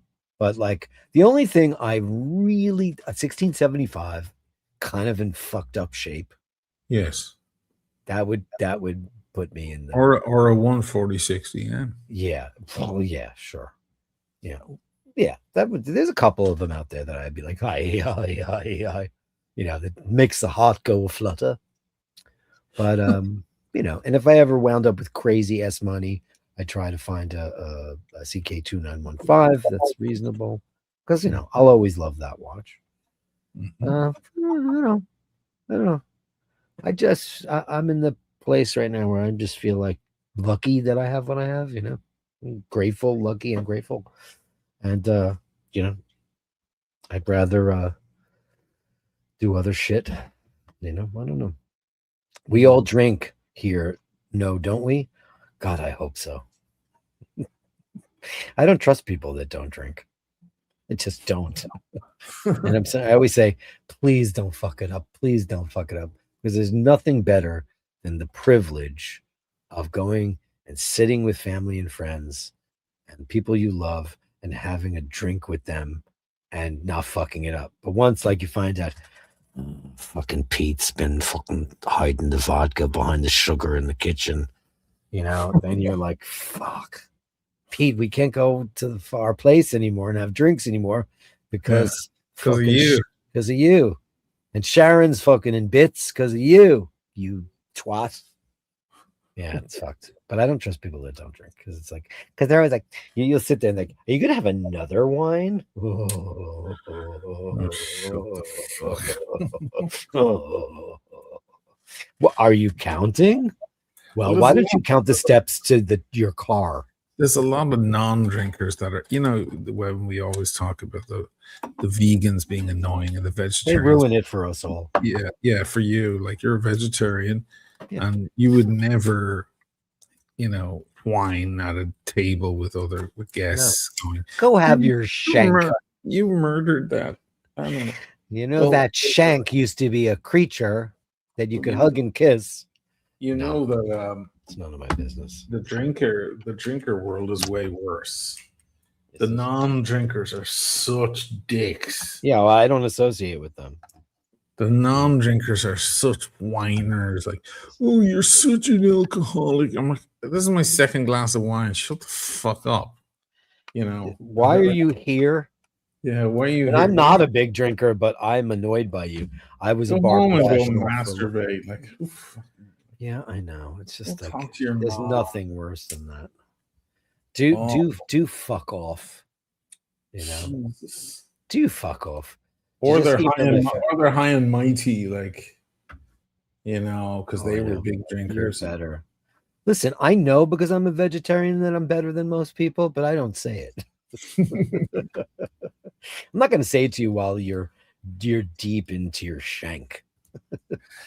I'm not going to do it, but I know that I'm more evolved than you.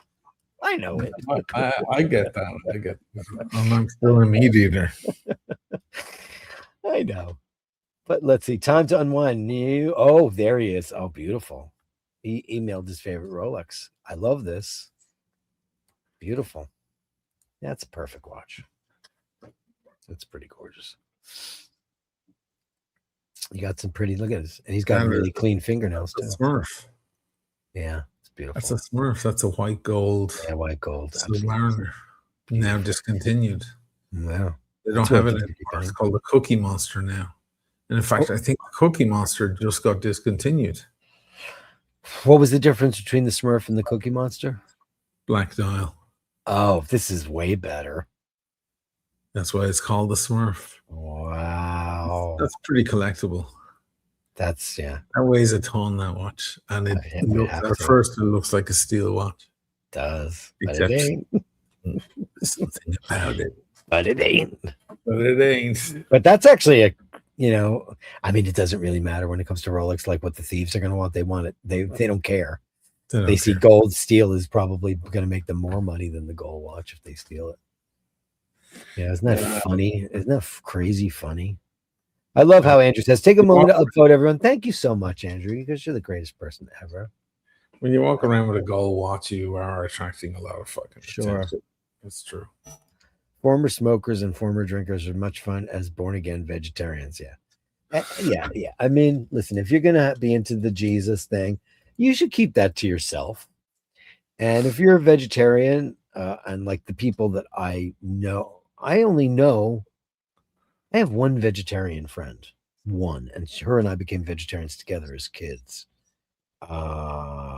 If you want to wreck a party, sit down at a table and start telling people what they should and shouldn't eat or drink. You want to ruin the party? Do that. I have never I don't cook meat in my home, but I've had people over who want meat and they might bring it. Knock yourself out. That's what you want. It's fine. But once you start dictating to people about how your morality surpasses theirs, then you need to be scratched off the guest list forever because you're a dick. Stupid people. Yeah, that's the worst. Well, I mean, think about it. If you were to be a nag, it's because you're trying to save animals, living creatures. Right. I do it in other ways. I don't need to preach to your dinner table. But if you were one, which you're not, but if you were, what would you be doing? You'd be speaking up for against the cruelty of animals, factory farming, etc., etc. I think everybody can agree is pretty bad.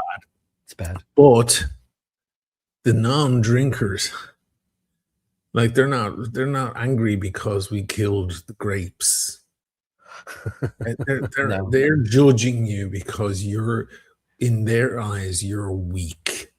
Yeah, because they had to quit it because they couldn't hack it. They couldn't handle their fucking booze. Yeah. And now they're just looking at you, they're just handling your booze, getting a little. Yeah. They're the fucking lowest form of life. Yeah. Hold on. I saw a statistic that I want to bring up while we're on the subject. I'll be back in a second while you search for that because I need to upload some stuff. I saw, fucking crazy. That's the number. So without anybody Googling it, listen, I've said this a million times, and I do a lot of things on the side, not publicly, to say, to try to enlighten people about why it's not a good idea to eat meat anymore. But how many chickens do you think Americans consume in 1 year? Give me a number in the chats about how many you think. And this was posted by a channel that I watch all the time. It's a guy named Chaps, and he does like geography, general trivia, very, very cool stuff. So here's the question, Oisín. How many chickens do you think America consumes in 1 year? Take a guess. Probably the chickens in one. Well, we have to include chickens that are not bought, because the sad thing is you go into a supermarket and there's 100 chickens to buy, and people, no, they're included. This number includes them. All the chickens that are raised, all the chickens that are raised and packaged and so on, including the ones that are never purchased, which also happens, of course. Sure. Because they go off after a few days, and fuck you, surgeon, got it. Fucking hell. 10 billion. I was gonna say like 750 million. 10 billion chickens. Well, you've seen the factory farms with the little chicks. Oh, you just get minced. It's the worst thing. We're all going to hell. I don't care if you believe in God and you go to church, you're still going to hell. What does that say? We're all going to hell. I'll see you all there. Chaps did that on a show today. The guy that does all the great geography stuff and what country is this, that guy. By the way, I found out something really kind of shitty about him. He's a good guy, but do you know who his boss is? I don't know. He works for Barstool Sports. That's what they do. Oh, that prick. But Dave Portnoy is his boss. Oh, that's awful. I'm like, wow, imagine working for that Zio pizza cunt. Imagine. First of all, he's from Boston, which immediately disqualifies him from judging pizza or any cuisine in the world, because that is a town devoid of food. Yes. No offense, Bostonians. However, every time I've ever been there, I'm like, Jesus, there's nothing fucking good here at all. And they don't have brunch. Lobster nearby. What's that? Lobster nearby. Oh, yeah. You want to murder them while you're at it. Sorry, I'm just including. Thank you both. Love sharing some of my people. Fucking you bet, buddy.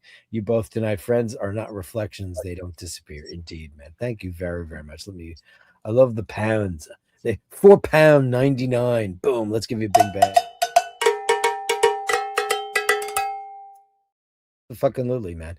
See, this is that thing with this show. You're like, Paul and I live in our little microcosm, and he lives in Venice and all this shit. And like when Oisín and I get together, we have to catch up on stuff. There's catching up to be done. And we wind up talking about certain things. So when you start interjecting stuff into the story, like you guys are the story. That's the great part about it. We can bash about anything you fucking want. Send us a chat. If you want to attach a super chat to it, great. If you don't, I'm not going to be the guy, I'm not reading your shit. Because you know what? If you're interesting and you have something to say, you have a gorgeous watch, show it to us. We're going to fucking talk about it. Because there's nothing worse than boring fucking people with shitty, boring fucking watches. Roar the Tiger, $10. Spoke with a friend and former crew member aboard an aircraft carrier, the FDR. The regs stay 7.5 hours sleep, especially those low, the F-18s. Those are lucky to get 2, no REM sleep. The military, those guys are so mentally fucked. Because isn't it the FDR is the one that people are trying to jump off of? Or is that fake news, as Trump said? It's fake news. FDR, America right now. It's been out there for like 290 days or something. And they're trying to jump. There's some guys losing their mind. They're trying to jump off the edge. Don't tell me you haven't heard that news story. Do you know, Ush, I have to be very honest with you. I have not pulled up a news story in months. The biggest news story this past I just don't care anymore. Okay. I'm gonna fucking sit in my regular cafe spot in due time. I'm just done with the stress of it all. Okay. Like let them all go to fucking blazes. You know what? Like you said, they voted for him. Knock yourselves out. Yeah, most of those guys probably did. Yeah. It was the Lincoln system. Lincoln, yeah. So, because they're totally fucked up in the head. USS Lincoln. Could you imagine being in the submarine? I'll tell you a funny story. It wasn't a submarine though. But imagine being in a submarine. You're fucking lying. I know a friend that was on a nuclear submarine for 8 years. Yeah, he worked on that's not just nuclear capability. That means it runs off nuclear energy. Sure, of course. Yeah. Right. Yeah. So years ago, Paul's brother-in-law, who's a total fucking sociopath cunt, he started to help to try to splinter our family. When I had that house out on the end of Long Island, and we were all co-owners. At one point, Paul and I we co-owned a beautiful little house, tiny little house on the North Fork of Long Island, and we were really happy with it. And I don't think you ever went there, did you? No, but I remember you had it. Yeah, and Emmett was out there a bunch. Yeah. And because the kids were young and it was good for them and all that shit. Yeah. And so the reason why we split up that house is because of his brother-in-law. And he was an ex-military guy, and he was fucked in the head. There was something not right with him. And he was trying to separate the family. And he used to make a lot of weird comments about gay people. And it was not insulting, but it was just, can't you just, not make it who gives a fuck? He was like, and then he was saying, well, I don't want to keep my kids around you, especially my son. Jesus. And that was the end. That's when we decided to sell our share out of the house. Where do you find these fucking people, man? Yeah, that's what he said, and I will never forget that he said. A lot of weirdos in your Facebook and stuff. Yeah. Well, so what happened was he wrote, there was all these emails because they didn't want us to sell the house because they didn't have the money to keep the house themselves. They wound up doing it, but we wound up getting bought out. And he wrote, I don't see that you guys are fucking married, and I voted for gay marriage. And I was like, first of all, you don't know what we are. And two, there was never a vote for gay marriage, you twat, you fucking moron. And I said to him, I said, well, listen, you probably had plenty of gay experiences when you were 12 months under the sea in a nuclear submarine. And he got so fucking mad at me. Like, he's like, what are you insinuating? I was like, nerve. I grew up with my friend Eric, who is now sadly no longer with us. My childhood friend who died of ALS. And he's the guy why Kerry and I spoke French as kids, because the Francois were French. And he told me he was a married guy and had kids. And he was like, yeah, I had a lot of sex with a lot of guys in the submarine. There was nothing else to do. It's like, because it was like prison. And he was like, he was normal about it. He was like, fuck it. Any port. There's guys on this aircraft carrier sending out footage of the bathroom situation and so on, the showers and so on the aircraft carrier. That's really horrific. Sure. They confronted Trump about it, and he's all out denying it. He's like, it's completely fabricated, fake news, fake news, fake news. It's all fake news. Anything he doesn't like is fake news. I got a quick pee real quick. I'll be right back. Okay. Well, guys, I'm filming macros here. Luckily, the watch is barely visible because I'm not supposed to be showing this. In fact, let me do this. Boom. God. Sorry, I don't want to break my contract. Right now, all the haters are like, oh, let's try and break his contract. What was that watch? Let's call them and say, let's sabotage your Mally, the drunk.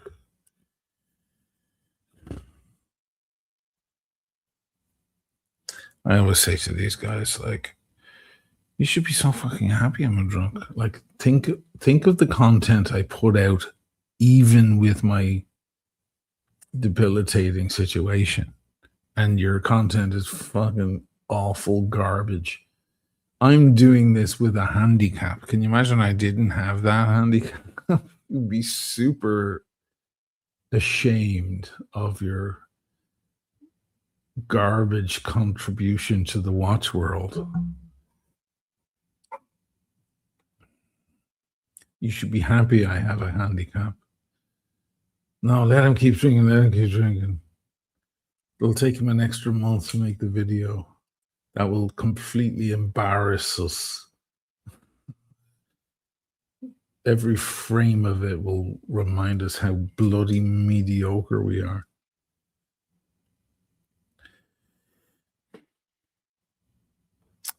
It's a funny thing with these, because some shots are like, is that? You just got to keep shooting from every possible angle with every different lens. And then you eventually go through them and you're like, okay, that's good. That's crap. That's good. That's crap.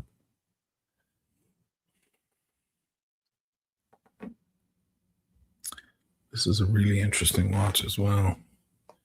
Very, very interesting colors. By the way, I'm wearing Frollo stone dial. I should put on the turquoise one. That's really handsome. Yeah, that really pops. Yeah. GU Surgeon, $5. Best Cent Treasury buyback. Are we fucked? I don't know. There, it does pop, doesn't it? Yeah, it pops like a motherfucker. Look at that color. It's amazing. That's my favorite. This one? Yeah, it's gorgeous. It's fucking, it just pops like that color blue is just so pretty. Yeah. It's so pretty. I have some t-shirts that are almost exact same baby blue. I'm sure you've seen them on me. I was there at the beach. When you're tan, that looks great. Yeah. This summer, I didn't get all mad tan like I normally do. I don't know why. There's plenty of summer left. You're in the middle of Ferragosto right now, as I have learned. Oh, why have you learned that? Because everyone's like, sorry, we're not answering calls. But correct. I got a guy. I asked a guy a question over there, and he's like, "Well, I could answer that, but I am on vacation." Like, Can you believe I got the guy to put the kitchen together even over Ferragosto?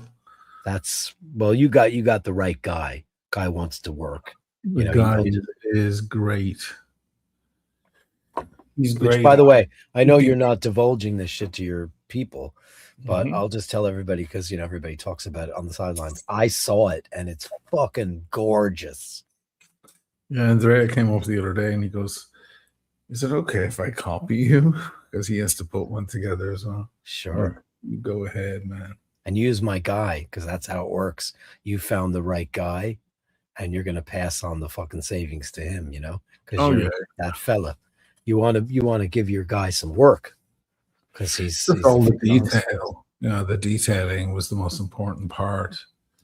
But it's pretty sick. Like, so there's a few things I learned.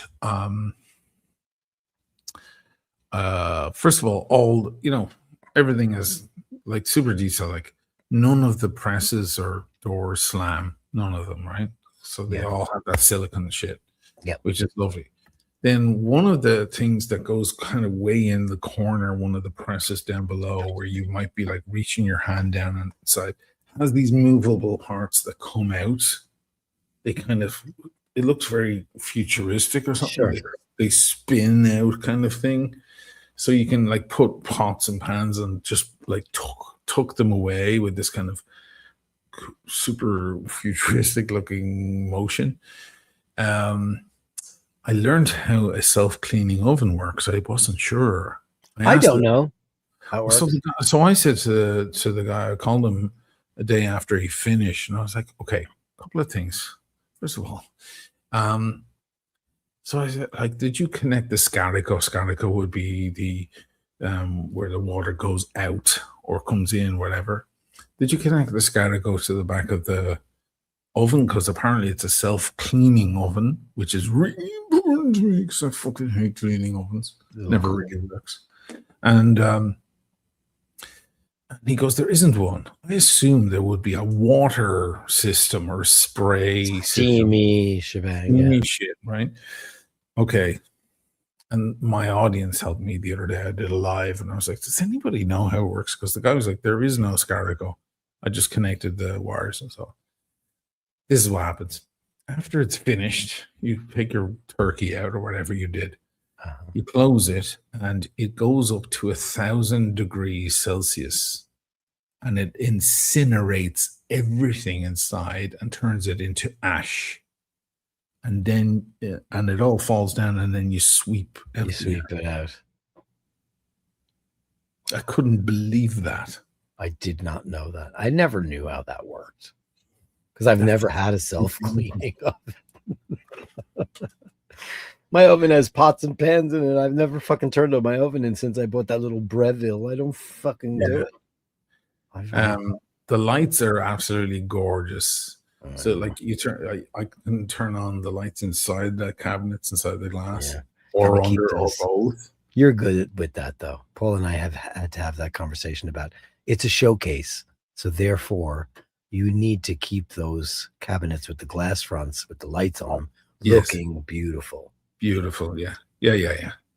And even when I was like putting in the glass panels, because you can choose what height to do it, I'm there with gloves on, Rolex gloves, because I don't want to put a single mark on them. Anyway, it's fun because when you turn them on, they don't turn on; they go like this.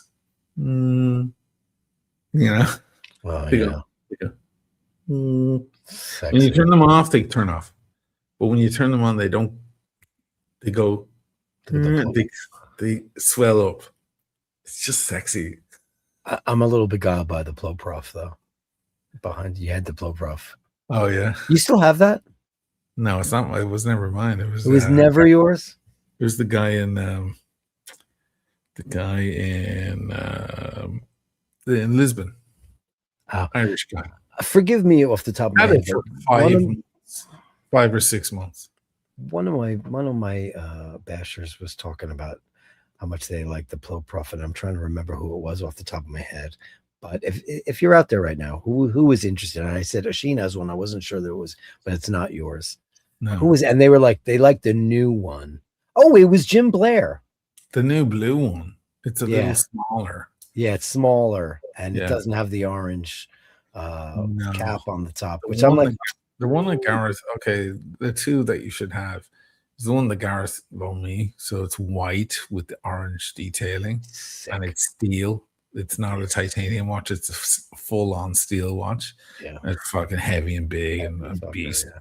Or the old one, the one that old watch lady has, the 600 meter Yeah. with the orange thing. But that's the very, very first one. But that's the fucking one, though. That's the one. That's the one. That's the one. Yeah. That's I mean, the one. Out of the new ones, the one I like is the one that I had for like 5 or 6 months. Yeah, it was cute. It's still in the catalog. I looked it up. It was still there. It's campy. It is still on there. Is it white on a white strap though? Oh, let me see. I'll go there. Okay. I just looked it up because we were just talking about Ploproffs the other day. Watches, Seamaster, all speed. No, not Speedmaster, Seamaster, you twat. It was there. Let's see. I found it. Already? Oh, no, I didn't fuck. Going through Omega's ridiculous. Okay. Dude, Reynolds, give me your job for 3 weeks and I will cull the herd because these things need to go. I'll put this up on the screen so everybody gets. Let's go, Geosurgeon. Thank you so much. Yes, we're fucked, completely fucked. Let me see. Where was it? Do I have to go all the way through? Can I? Maybe I can. They were here. Load more. I'm gonna search because it's easier.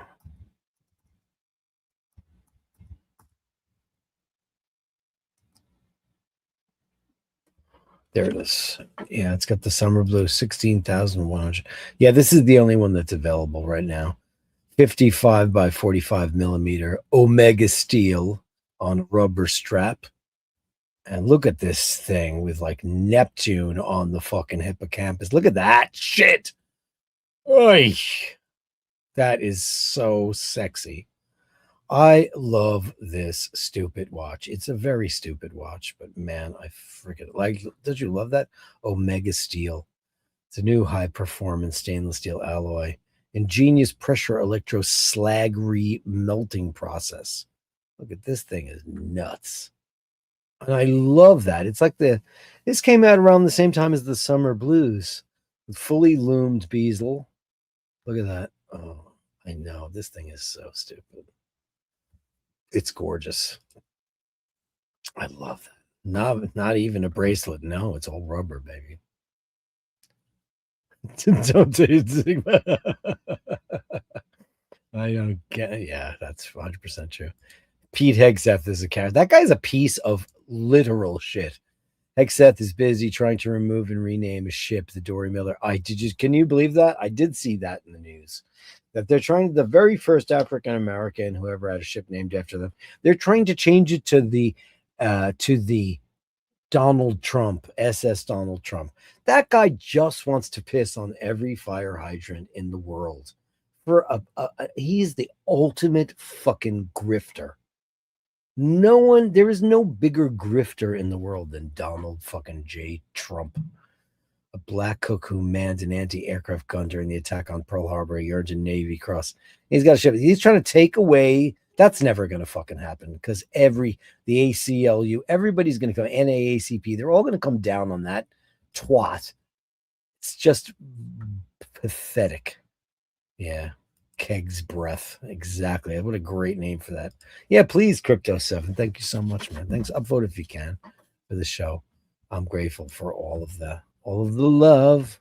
Where is the love? Yeah, this is I'll wait till there he is. That's what's currently available. Yeah. The summer blue one on the rubber. Yeah. I mean, I like it, and I would wear that in a fucking heartbeat. But to me, it's not the original. I mean, the original is sex on a stick, man. It's ugly. Watch lady on. Yeah. Let me see. Where can I find Still her? around? Instagram, right? She Yeah. off Instagram? Is she gone? No, I think she disappeared. Oh, she did. She I used gave to up. love to look at all her watches Mhm. because there's so many pieces. She had so much great shit on there. Mhm. Watch lady. Well, she's gone, I think. Watch lady. Oh, she's here. There's the owl. Oh, you found her? No posts yet. Yeah, that's what I'm saying. Come back, old watch lady, because I enjoyed your stuff so very, very, very much. So very, very much. Because she's got like everything. I mean, she's got everything. Anything you've ever desired. I don't care if it's Juju Lecoultre or Omega or Rolex or whatever. She's got it all. She has everything that's important, you might say. Everything that's important. Right. And a couple of like weird things, like she'll have like crazy Cartier or crazy pick your favorite jeweler.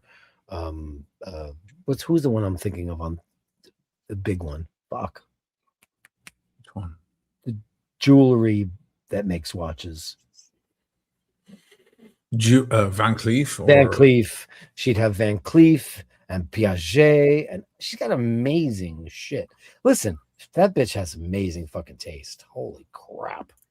Amazing. And not like inconsequential shit, like really good looking shit. Look at this. Oh, look at this. It's amazing. No, I just because I was looking up the Plo Prof. Yeah, that's cool. Oh yeah, that's There it is. yeah, that thing is It's the 1200 meter. Yeah. This is kind of like my favorite one of the look. It's white. Yeah. White on white. Fully steel. There's the reference. Fully steel watch, not a titanium alloy or whatever. Look at that bit. That chunky ass fucker, man. Yeah, let me go back to it.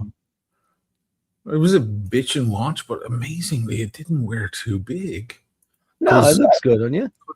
Its wingspan isn't actually that wide. It's a chunky monkey, though. There's a couple of nice spots here. Look how it wears with the orange button. Yeah. I love the orange button, though. I'm sorry. I like orange everything, though. It's ugly pretty. Look. It is. It's a that nickname of that watch should be the Daniel Craig. Yeah. Because he's ugly beautiful. He's ugly and he's beautiful at the same time. That's why I'll never forget when they cast him as James Bond. I went, oh wow, that guy's ugly beautiful. Sometimes he looks amazing because he's got those. I have some Vermentino from Sardinia. See, that's what I really would have liked. Vermentino. Like I'm drinking red and I'm not really feeling it. Nice, chilled, beautiful Vermentino. This was $390, I think. Do you know? I just realized. I said we were talking about. Somebody asked me the other day about the wine, and I said, "Well, in Fano, in the Marque, it's all white. And I mean, you want red wine? Nobody really drinks a lot of red wine there. I'm sure they do, but I've never had in the millions of times that I've been there. I've never had a single glass of red wine there because the local whites are so fucking good. And the best part is, most of the places you go, they have Vino alla Spina, so it's all fucking coming out of the wall anyway. Well, that's all local shit. Yeah, that's what you want. Yeah, because it's not really high quality, but it's nice and fresh and it's local and it's not going to do you wrong. Buying a bottle of wine in Italy is very ooh la la. He's getting a bottle. Isn't he fancy? He's going for the bottle. Because they just have wine coming out of their ears, Sure, it's everywhere.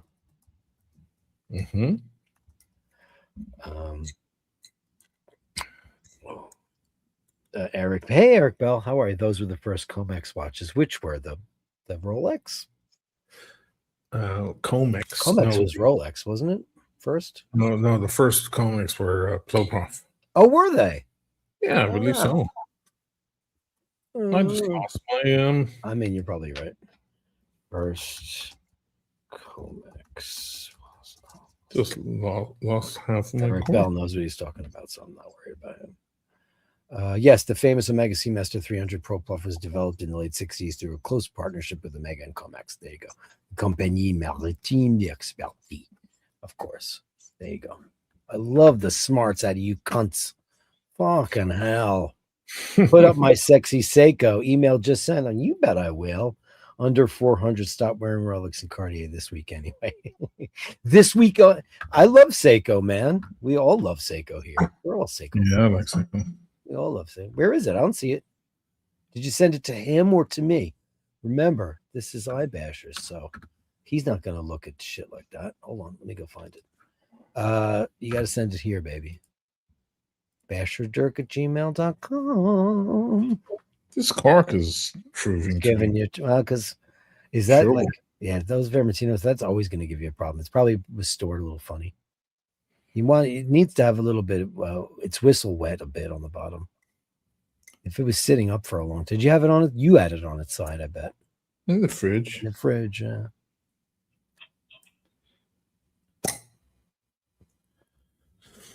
Nice. That took a while. See, I want a glass of that. I've never had a red wine in fucking Fano. I've always ever had fucking, all their whites are so light and delicious, and they're all they're biologique. They're all fucking crazy organic. They're obsessed with organic wine in the Marque. Obsessed with it. I don't like that.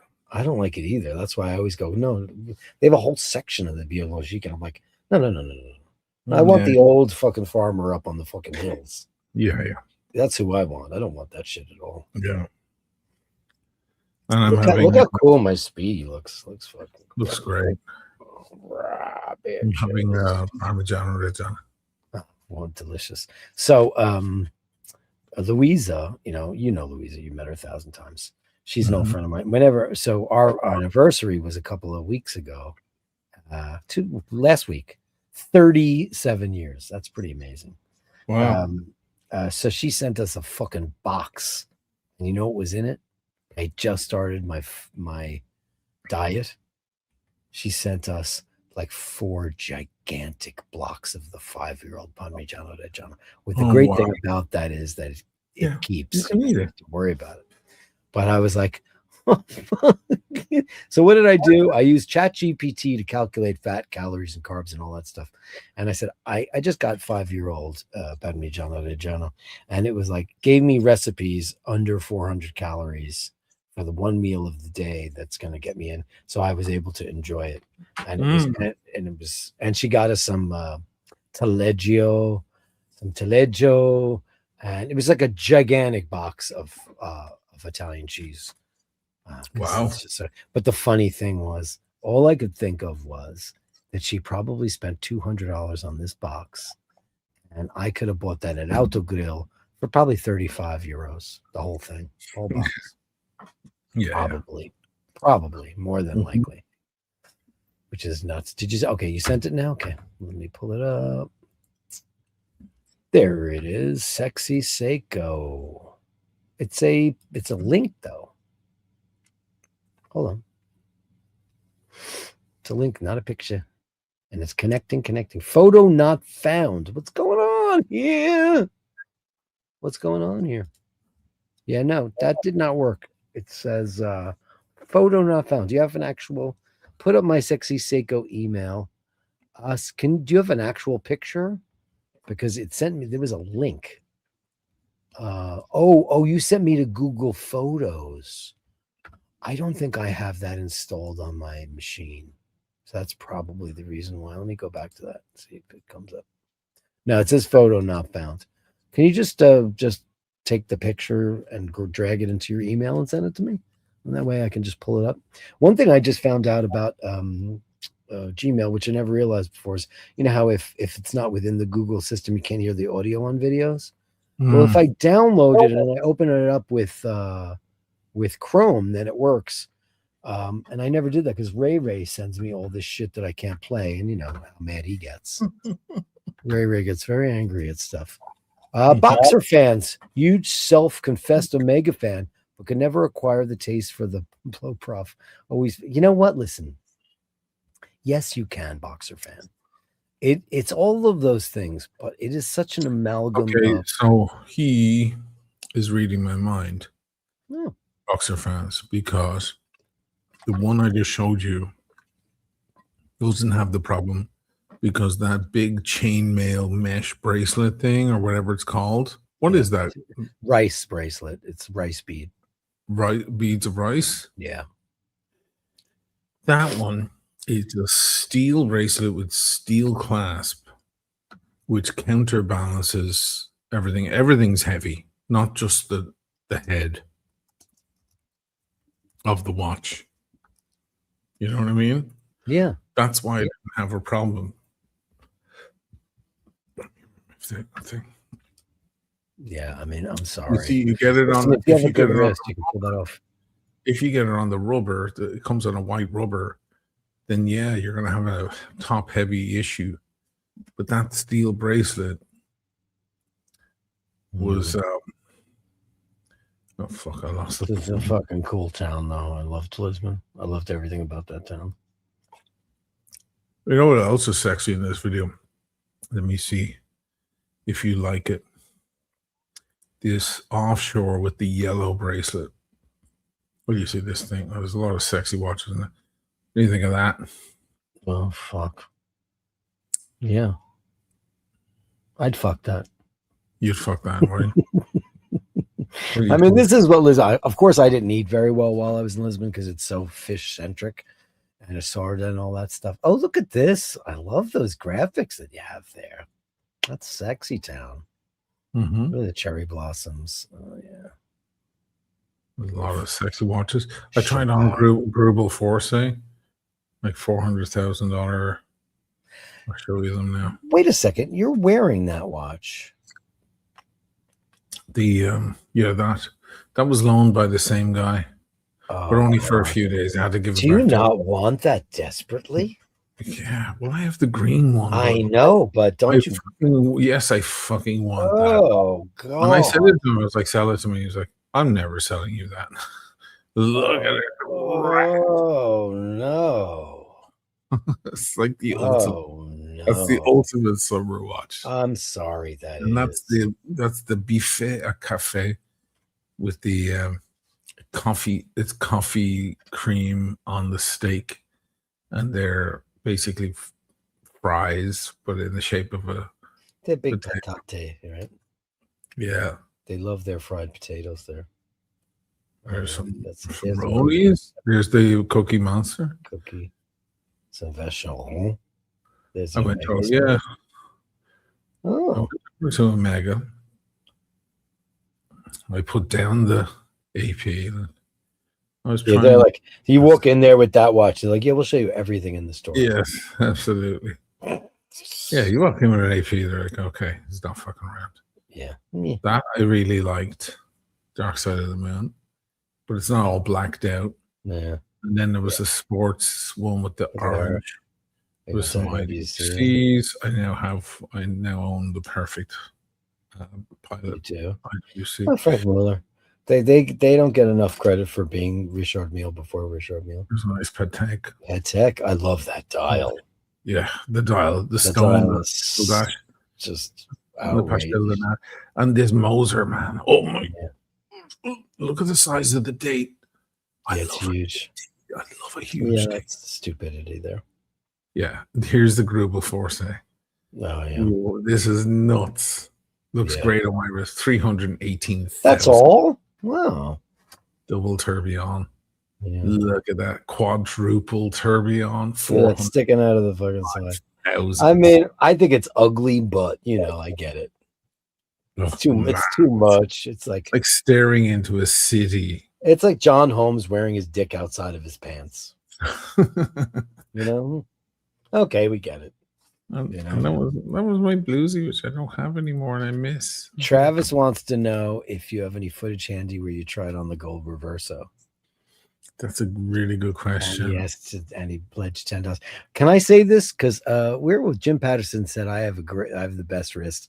I gotta listen. I mean this in the most fucking bro way. What's up, bro?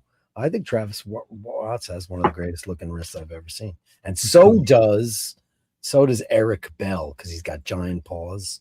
You know what? There's a certain kind of impressiveness that even like, you know, red-blooded American hetero, whatever the fuck you want to think you are, we'll just go look, check it out. This look at the fucking wrist on that guy. That's a fucking man's wrist. It looks great. So Jim Patterson, send me a picture. You want to out wrist Travis Watts? God, you go do that right now. What am I looking for? I'm looking for the. You're looking for the gold reverso. I'm trying to remember where I put that. Oh yeah, right. Milanese is another name for it. Yeah, the G. Yeah, gold. G, the G. No, I'm just wondering what video I put it in. I can't even imagine. I can't even look for photos I took 10 years ago. You're gonna throw up. Oh, I know. I remember that. Looking for videos. Yeah. Well, you do lives and shoot the shit. I format to a lot of my stuff, so it's not as hard. I would kill for that Pro Bluff. Man, I'm fucking obsessed with the Pro Bluff. I think that thing is fucking sexier than fuck. I know it's really a stupid watch, but the original one, oh god. There's the ad I never got paid for. Master. And did it go live and all that stuff? Yeah. I put this bloody ad together and I never got paid for it. Why? Because why? Because I didn't put in my affiliate link at first. And they emailed me and they're like, oh, you have to put in your affiliate link in the comments and the description. I had put in the link just for their website and stuff. They're like, oh, fuck. So I was like, oh, shit. Yeah, I'll change it. No problem. Not that big a difference. They still make sales. And they refused because that was a breach of terms. So they're still getting advertising out of this. How many fucking views do I have on this video? Oh, only 26. Okay, fine. I don't feel so bad now. Well, fuck them then. You should just pull it. Okay, there it is. Why don't you just pull it? They didn't pay you. Yeah. Pull it. I would pull that right now. Look, there's the reverse. I mean, I don't even. You know where I'm standing? I'm in the FP Journe store after hours with open bar because at Christmas time has his own oh God in heaven, his own stash of private cigars and whiskeys at FP Journe in Miami. Jesus Christ. God. Yeah, but I'll go back to shots of it on my wrist. What's the retail on that? 38. There it is. Look. One of the lads just walked in. Another guy had a rare Patek annual or perpetual calendar worth 2 million. And then there was a Richard me. I was wearing a Richard. There I was with my AP chrono. I was like going, oh God, I'm the smallest dick in the room. Yeah. John Richard says, okay, I'm getting that fuck Rolex. Actually, John would rock this really well. Yeah. He would definitely rock that watch. I mean, oh, then I'm looking at Royal Oaks. This video is like money, no object. What would I buy? Yeah, well, gold. This fucking rose gold AP with green dial. Yeah, that's a green thing. Strap. Yeah. I don't need the full. I never liked those watches until I tried yours on. Yeah. And you're like, I got it now. I was like, I totally get this now. Jesus. I totally never got it before. And then I put it on. I went, oh, zoinks. Zoinks. Look at that thing. Yeah, it's really stupid. And in that case, I don't mind that there's no contrasting subdials because mine has contrasting, you see, which looks so much better. Anyway, no, what John needs is this. Okay, so that's the most beautiful watch in the world right now. Actually, JLC could be good for John as well. I'm glad that came up in the conversation. I hate this guy, Glenn. Yeah. Whatever. He's an anti-movie star. I can't stand him. That watch, that is the most beautiful thing ever. Oh, that was my Royal Eagle. I had that for 6 months. Yeah, you had that for a while. Yeah. That was one of the greatest things. But now I have an even better chrono from Sure. them. I mean, until now, it's cool though. Yeah, it mean, is very cool. Frank Muller Originally, invented that thing. which is very rare. But this is the new. Oh God, that is. So I mean, cool. new. No, it's from last year, but I don't care. Remember when that came out? At Watches and Wonders, everybody's like jerking off to that. yeah. It's just like look at the comp and oh Jesus Christ. And you get the straps included, which I think is a nice touch because should be the way it's done. When you're dropping that kind of coin, you know, give us the fucking straps. Come on. You know what I mean? Don't make me pay for straps. Wow. Oh, look at that. This is funny because this was on my Money No Object wish list video from, when was this from? A couple of years ago. And now I own one. Yeah. It's like the Steve Martin thing. Oh, look at you all sophisticated serving prosciutto. Years ago, you wouldn't even know what that was. And he goes, and yes, and now I drive one. But now I have a Classique Tourbillon. Not this particular one. Which one am I showing? Like anyone? I can't remember. Too many videos. Get through it, O'Malley. Oh, it's the Heritage. Okay, I don't have one of these. This is their 2.0 shape. Yeah.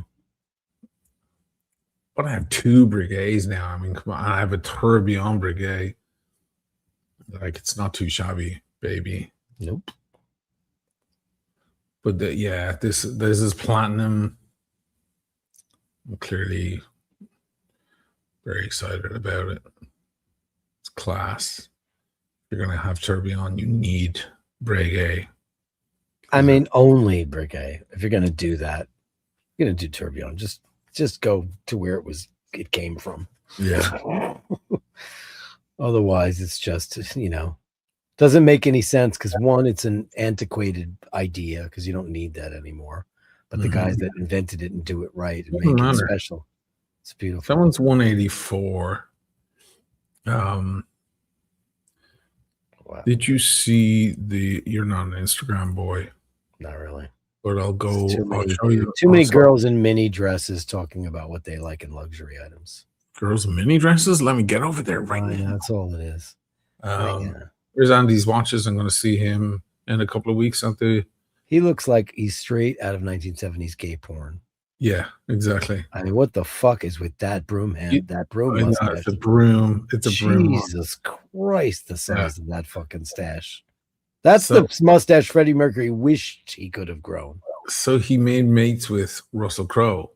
Oh, fuck. And Russell Crowe has a movie on at the Venice Film Festival, which I'm going to. So Andy said, "Oh, I'll see you there." And I was like, "Great." And then Freddie, who owns Sonner watches, and I've been pushing Sonner watches for 2 years. Sonner came up on Russell Crowe's radar somehow, and he just did an episode on Sonner watches, and he bought 30 of them. So I'm trying to convince Freddie to come over as well. Basically, I'm trying to get in the room with Russell Crowe so we can have a fucking drink because the guy's a big boozer. Is he still? He's still a big boozer. And let me see. Maybe not as big as he used to be, but where am I going here? Okay. So do you want to see shots of Turin? Sure. So that's the original. That's where they made the Tramezzini, the very first Tramezzini. Yeah, the real Tramezzini. Yeah. I know. It's crazy. It's a crazy, shocking fucking eureka. They're not as good as Venice. Sorry.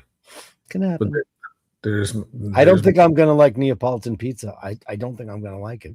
No, we'll wait. It's too puffy. We'll wait to see. We'll see. Yeah, we'll wait and see. It'll disappear in your mouth like air, and you'll be like, "I'll have a second one, please," and then it'll all make sense. I hope so. I hope that's true. I really want to just get the fucking coffee. That's what I really want. Yeah. So there's the tourbillon. Yeah. By the piano. Look at that thing. Yeah. Mm. That's me. That's me freaking out about the Tramezzini going on. Yeah, not look at the detail. And there it is on the wrist. Looks decent, right? Looks really decent. We went to Baratia Milano. That's Farmacia, where the old pharmacy that became a bar. Sure. And instead of, potions and, Yeah. Elixirs and tonics. Elixirs and medicines, they have Tinctures.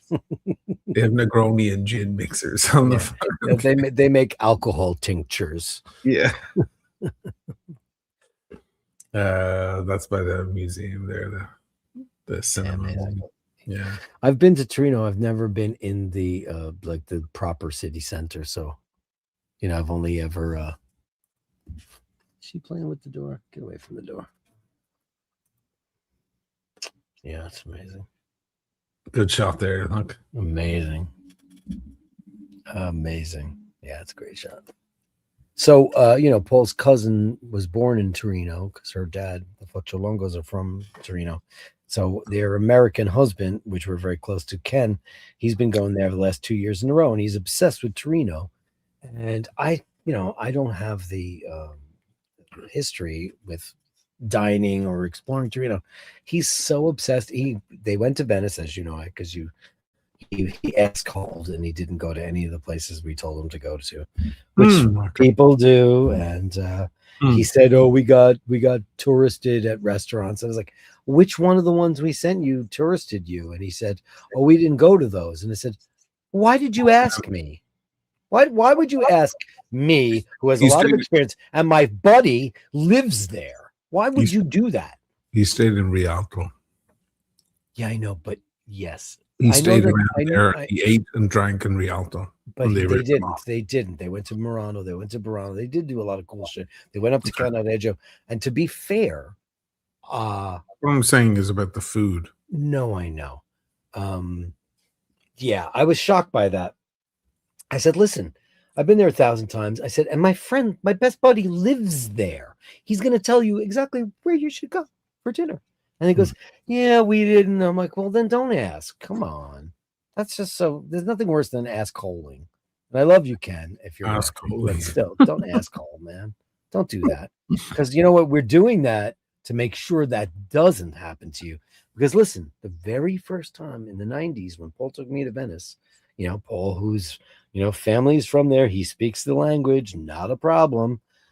We were in Venice and we looked around for a restaurant. We went off the beaten track and we sat in a place and they tried to pull that shit on us. And then he just started going off on them in Italian and they immediately went like this. They backed away because they were like, "Oh, fuck." They thought like we're going to just rook these American tourists, give them shitty stuff. They tried to make shit a la carte. Listen. If the place has the ability to give you good stuff, they will give you good stuff. There is no thing like, "Oh, they're Americans, so we're going to give them the bad stuff." That does not. No, it wasn't the bad stuff. You're either in a bad place or you're in a good place. Huh? It was the pricing. Oh, it wasn't the food. The food was great. They don't do that here. Maybe they don't now, but they did in the 90s. Like they do it in Rome. They don't do that here. I mean, they tried to pull this shit on Paul. Everyone else. Paul said, "We didn't try. We weren't going for your a la carte menu. We weren't going for your inclusivo menu. They were doing that like get an antipasti. We weren't doing that because that's what they do. People from Florida. Anyway, we got out of it no problem because he just went to town on them, two of them, because they were like ganging up on us, like And the guy goes, this was in like 92. Guy goes, "Well, you don't understand the Italian way, you Americans." And Paul just fucking split into fucking Finese and went nuts on them. And they were just like, the manager came out and they were like, he just fixed it because that can happen. But, listen, you don't know that can't happen in Venice because you would never go to those places. Okay. You don't know. There's rotary centers, man. There are. Listen, in New York. All along the Rialto. Oh, sure. Right by Rialto Bridge. Never eat there. Now, around the corner is Trattoria della Madonna. Yeah. Absolutely incredible. Down the street going towards San Marco, Do Forni, my favorite restaurant. The best restaurant in Venice. The best restaurant. Do Forni. Next time you're here, Do Forni. Absolutely. That's a fanny tickler. What? That's a funny tickler, even Freddie Mercury. What is Talking about your buddy's mustache. what is this? He's Oh, talking the about your mustache. buddy's. What the fuck is that? He's actually really popular in I've never seen that in the, man in the before, watch except in the West Village. Andy's, yeah, Andy's watches, yeah. Do you know what? The only reason why I've never grown my mustache and I could do it in about an hour down here is because it's very annoying when this gets really long, because it's constantly gets in your mouth.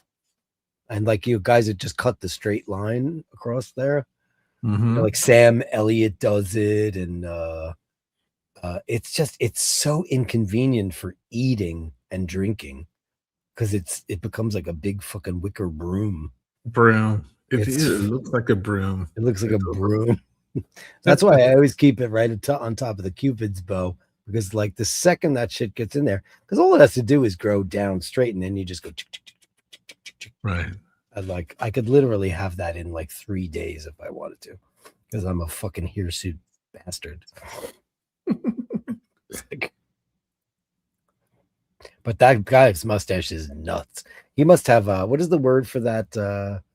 What is that word for that? Shit. What is It's the a pretty word? big. He has a big Instagram. That's what it is. That's- Or not yeah. Instagram, but TikTok. And he just talks. Honestly, he just talks watches. Like he doesn't even show photography or anything. He just Yeah. just like, you know, Filtrum. Filtrum. He's got a big filtrum. He's got a lot of space in between his nose and his mouth. right. That's what that is. There's a lot of real estate there, but that's fucking He's look at the co-founder. size of this guy's mustache. Holy Yeah. shit. Yeah. Oh shit. Oh, he you does turn well. it. I mean, he's all right on. Where's he from? Is he from Napoli? No, he's American. Oh, he's American. His parents are You from want to hear him? Caserta. His Coming, parents, right? I think. But do you want to know what else is probably coming? A possible arrest for the guy, that's impersonating me here on TikTok, considering the fact that he just scammed one of my followers out of $4,000. Ooh. Yeah, buddy. I see you downloading my content and reusing it for yourself and, impersonating. Some of you may remember that I received a belated birthday gift from my friend Tommy Valent. And Right. all right, This I is think all he does. Like, he's into watches, but you're not seeing a whole lot of watches. You're just kind of He's just commenting on it. he's commenting, Yeah. So Who's his boyfriend? I don't know. This guy's definitely not married to a woman. Oh, really? Your gaydar is showing? Beep, beep, beep, beep, beep, Oh, beep, really? beep. Okay. Oh, that's fine. No, it's fine. I mean, because girls aren't into that look where gay guys are. Gay guys think that that's attractive, whereas women are not really into that. Oh, They really? like Brad Pitt.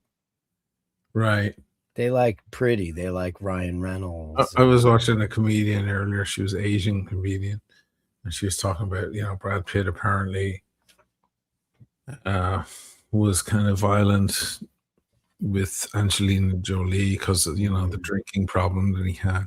Yeah. And He's drinking again, by the way. he's back on the sauce, which I love, by the way. But she goes. So apparently, like on a private jet, flying back from Australia, Brad tried to choke Angelina, and she goes, "I'm sorry, girl, but if Brad Pitt's choking you and you don't come, that's your problem."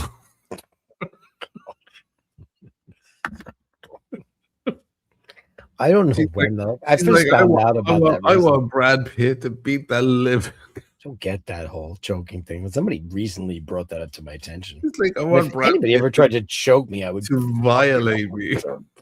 It's horrific. Really good comedy. It was so dry. She just like there was really long pause as well. People were just appalled in the crowd. She's like, just Brad, just do whatever you want. Jim Patterson says mustache rides are free. When in Venice, you must stop at Sbarro's. Sparrow. Let me tell you something about Sbarro, right? So I live in New York and I've grown up here my whole life.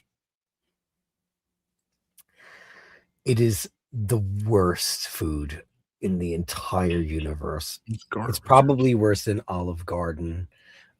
It's a to-go lunch space for the worst pizza known to mankind. You'd be better off getting frozen pizza. And they also have like spaghetti that's pre-cooked, and then they dump it in boiling water, like in a catch-all, and then they put some kind of squeezy. So it is so hideous. And I know that they're not really around anymore. And the second I realized that they were gone, I was like, thank God. Because it Well, was just, people and they don't were know. everywhere. People don't know how crap their food is. Well, I mean, because they're Like, not I exposed remember to it, you know. there was a guy on Timmy's show back when everyone was friends, a few years ago. He's kind of a cool guy, Italo-American guy out in Suffolk County or Nassau County somewhere. I can't remember his name. But They love Trump. he didn't. Yeah, he was. They love Trump. Well, he made a good point. Like Trump was funnier than Biden. I was like, I'll give you that. He is way funnier, But not on purpose. yeah, he isn't the comedy He's genius. an incidental We're comedian. laughing near him, not at him. Yeah. Or not with him. We're laughing near him. But anyway, he went to Italy with his girlfriend or his wife, and he said to me on the thing, he was like, "We need to talk about the food because fucking everything I ate there was fucking unbelievable." I was like, right, and he probably didn't even have the best shit. So my girlfriend was in Turin with me and then came to Venice. And she lives in London. And she calls me the other night. And she was like, I got some pizza from a place where I love the pizza. I've always loved it. And I had it tonight. And I realized it's complete Garbage. Yeah. Well, we were sitting at Cafe Torino on the Piazza San Carlo. Fucking best place in Turin. And we're just having drinks. And, I'm doing my stuff and filming around it. And the drinks keep going. She doesn't touch alcohol. She's not a drinker. And, but she's getting, her non-alcoholic, as they say, the non-alcoholic drinks. And mocktails. Mocktails and things. Yeah. And they're great here in Italy for that. But at a certain point, it hits like spritz o'clock, 6. Yeah, sure. And the guy is like, can I bring you guys some little things to what? Spritz o'clock, baby. Oh, you love It's spritz my o'clock. favorite thing ever. Can I bring you some spugiotti, they would call them cicchetti here, but spugiotti, right? Things to nibble on. You don't understand the level, okay? Like, In here you Torino. get olives and chips, and this guy brings a pizza included. It's free. It's part of the drinks. He brings this focaccia thick pizza. I didn't actually like it personally. I think pizza is a different thing, but it's like a focaccia thing. She's like, "Oh my God, what is this?" And she just goes through it. She's like, "I can't believe this is the greatest thing I've ever had in my life." She's just like taken aback. I bring her to the beach in Lido. We meet James and Matilda out there. I get stung by a jellyfish. I dealt with it. Did you pee on yourself? No, you know what the pee thing is about? It's about hot water. It's not about anything in the urine. Is that right? It's hot I water. love that you just said urine. Urine. Urine. That was like so British. That was your occupation. Urine. You're being occupied. Urine. Anyway, It was so we urine. sit to my favorite place, and she orders a spaghetti with shellfish. Oh, wow.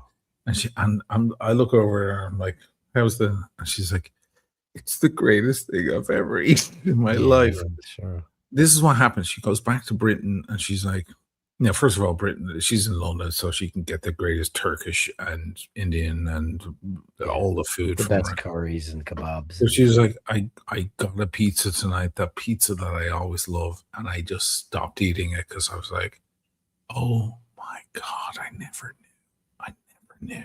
This is total garbage. There is no pizza that is edible in England or Ireland. I don't No. care how how good the fucking place is in Tipperary, where your friend Liam owns the shop and it's gorgeous. It's not. It's the fucking worst. It's a fucking doughy fucking shit show. I'll never forget the night we were in Dublin and I'm out with fucking folks and we're at the George in the back porch and all this shit. And then late night is pizza and kebab. Where's the gay bar in Dublin? We were there. It was fucking all lesbians. There is it good? Yeah, it's a fucking thing. It's good. And Laugh. it's a laugh, right? And because I haven't been in a gay bar since 1989. And so we go in there and it's all fucking lesbians who, forgive me, but lesbians ruin the fucking gay bar. Once they let the lesbians in, they fucking ruin everything because they're not fun generally. They kind of ruin the whole thing. Okay. Because they get all fucking rah. So after the fucking the George in the back porch or the front porch, which one's it called? You probably know it. It's been there for ages. We went out and everybody's going for kebabs or fucking mushy peas or whatever the fuck they're going for, the chipper. And I said, oh, I could go for pizza. Oh my God. Terrible. The pizza it wasn't even a tenth as good as any shitty frozen pizza I could get in New York in the deli case. It was fucking the cheese. What was that? It was definitely not mozzarella. I don't know what that was. It was some kind of weirdy cheddary. Oh, it was so bad. People don't realize that even if like Napoli, I see the puffy crust and all that stuff. Listen, I'm going to go there and I'm going to eat it and I'll probably love it. You don't have to eat the crust. But I know. But the crust difference is quite wide on the Napolitano. I know, but we'll see because they char the bottom. That'll be great. But It's when you taste the sauce and the level, the quality of that cheese that doesn't exist. I don't care. They don't export the good shit. The tomatoes were picked that morning. There's so much on the Mozzarella tomatoes. was made that morning. Yeah, of course. Okay. Of course. It's just it's just shell shock. The difference and like I love Roman pizza. Have you ever eaten 2 pizzas in a row? Probably never, right? Because it's quite a filling meal. That last slice you eat, even though you're not hungry anymore. You gotta finish. I think when we go to Naples, we'll be like, "You want a second?" And you'll be like, "Fuck, let's do it." I mean, I don't know. I think it's gonna be like air. This upcoming trip, I don't know what our timing is, but I said to Paul, I said, we're there for like fucking 10 days. You want to just jump on a fucking train and go to Napoli? Because we have some. Meet you at Rome?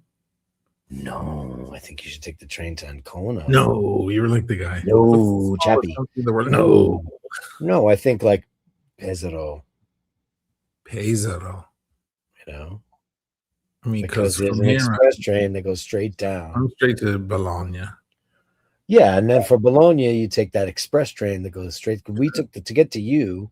We took. I figured it all out. I'm such a local.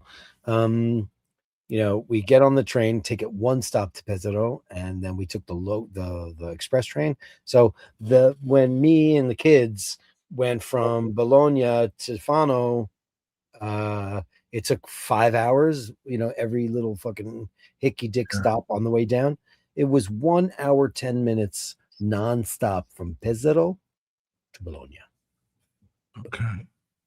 But if we met you in Bologna, in Pesaro, we could probably get on that, the Frecciarossa, right? The Frecciarossa.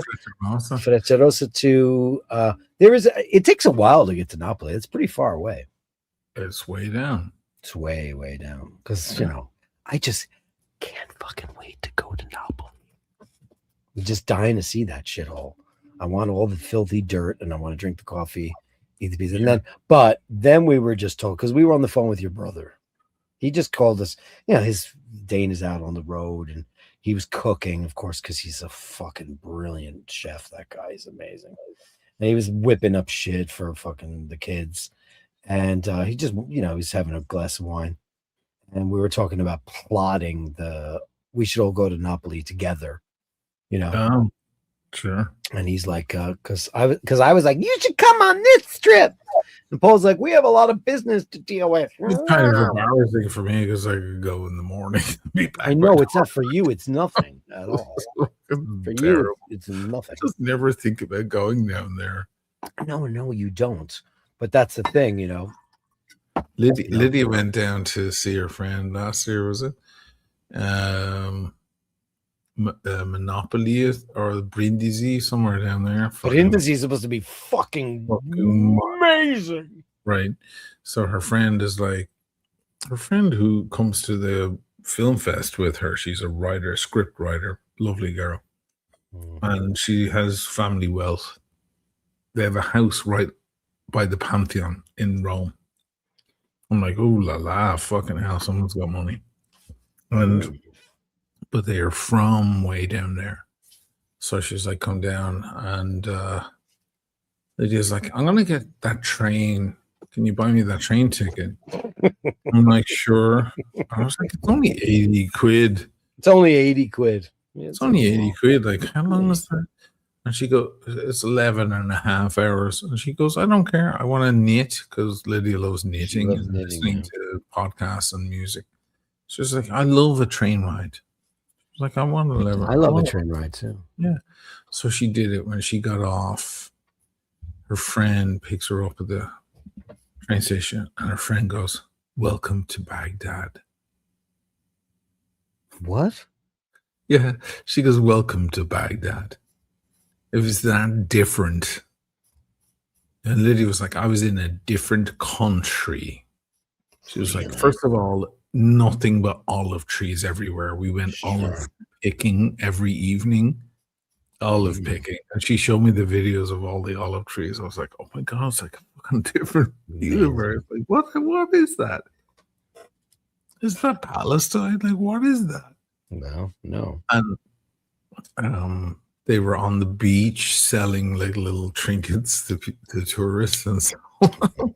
She entered into this whole other stratosphere completely. And she was like, food was unreal, fish was super fresh, unbelievable. Listen, I know people from Long Island who have never left this country. They have no idea how it works, and they don't know that like pizza. Like, here's a great comment from Boxer fans. Thanks, Boxer fans. Now, Dirk, let's be honest, as adult men, we've certainly all eaten a lot worse. Okay, I get your euphemistic terms here. Yes, we all have. And I've said this 1,000 times now. This guy is not a pizza guy because he has a little bit of an issue with gluten. He's definitely got an issue. So, like, I'm a pizza whore. I'll eat it all. I eat airport pizza, train station pizza, street pizza. I don't care. What's going to happen in Naples is I'll have a slice or two and I'll let you finish mine. Yeah, and I will. You know what I mean? I just want to taste it. Yeah. But I don't want to be, on the toilet for 10 days afterwards. No. And that's going to happen. You got to be very fucking careful with that.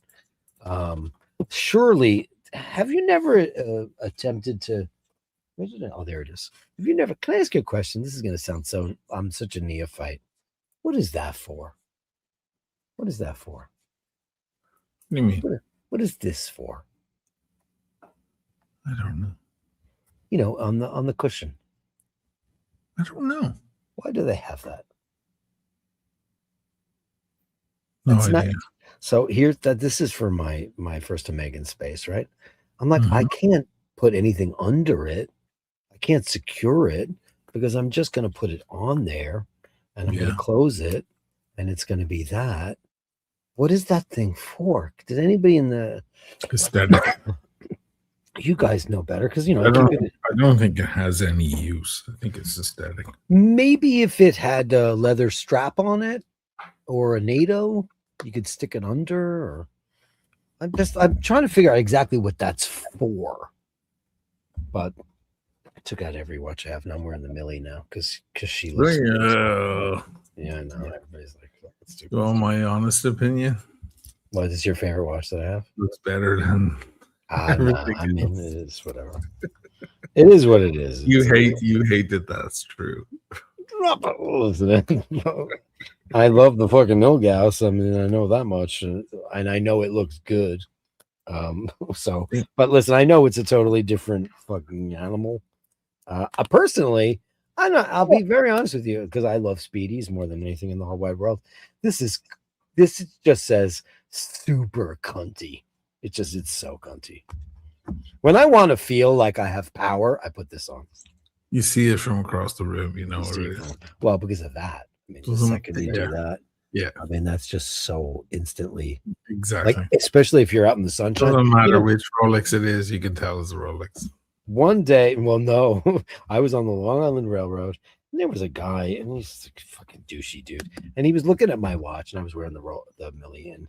He goes like this to me, goes, Hublot? And I said, what? He goes, Blow? what is that?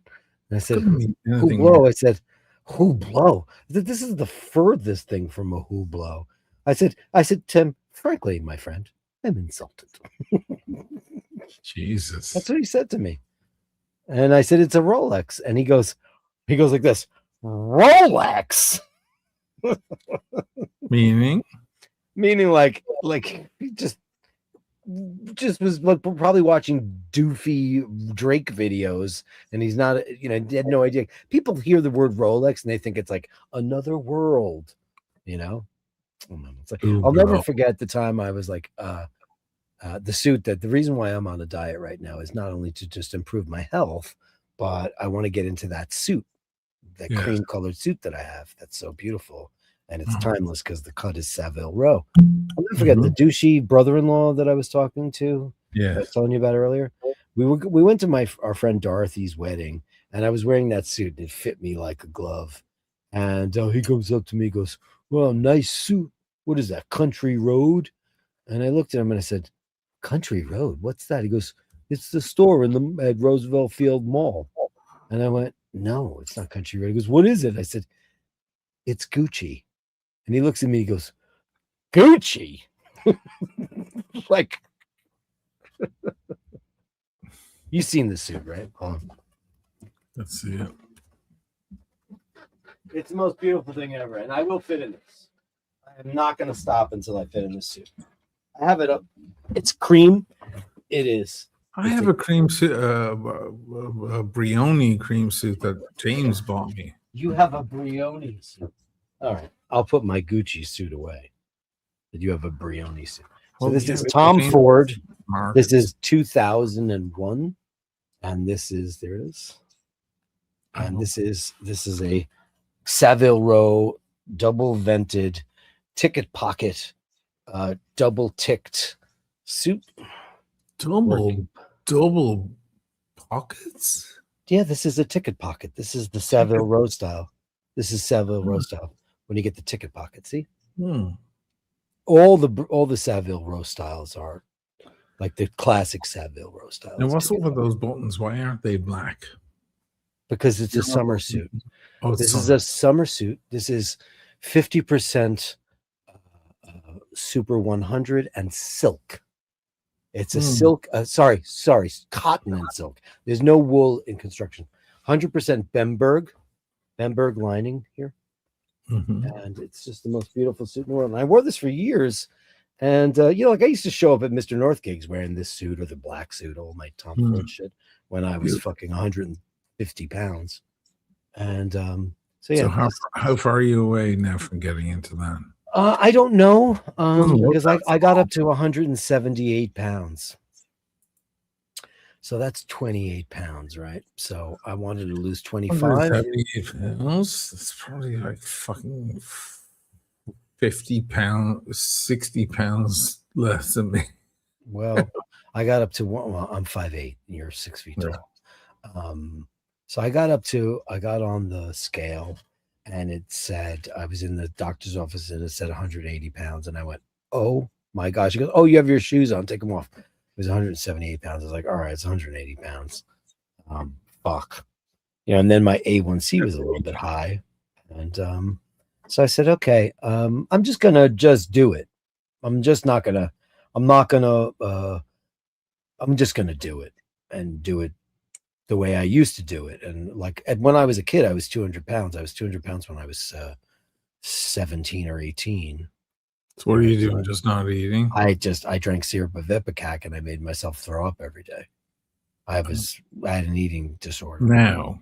No, not now. I wouldn't do that now. I'm a fucking So what are pussy. you doing now? I'm eating 500 calories a day, 400 calories a day.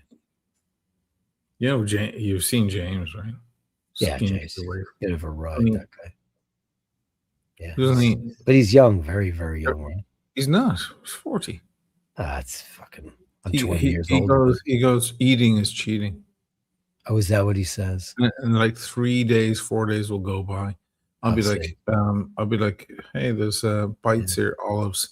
And he'd be like, yes, that's the first thing I've had in 3 days. He will booze like there's no tomorrow. Mm. He will not eat food. See, I don't even do that, Not a boozer, as you know. I mean, I'm like, okay, I'll booze with you and the kids and when we're in Italy, but not really extravagantly. But I must ask him about that, why he is like that. But he sees food as like a problem. He must be addicted to couture. And I was. When I met you, I was I had just lost a lot of weight.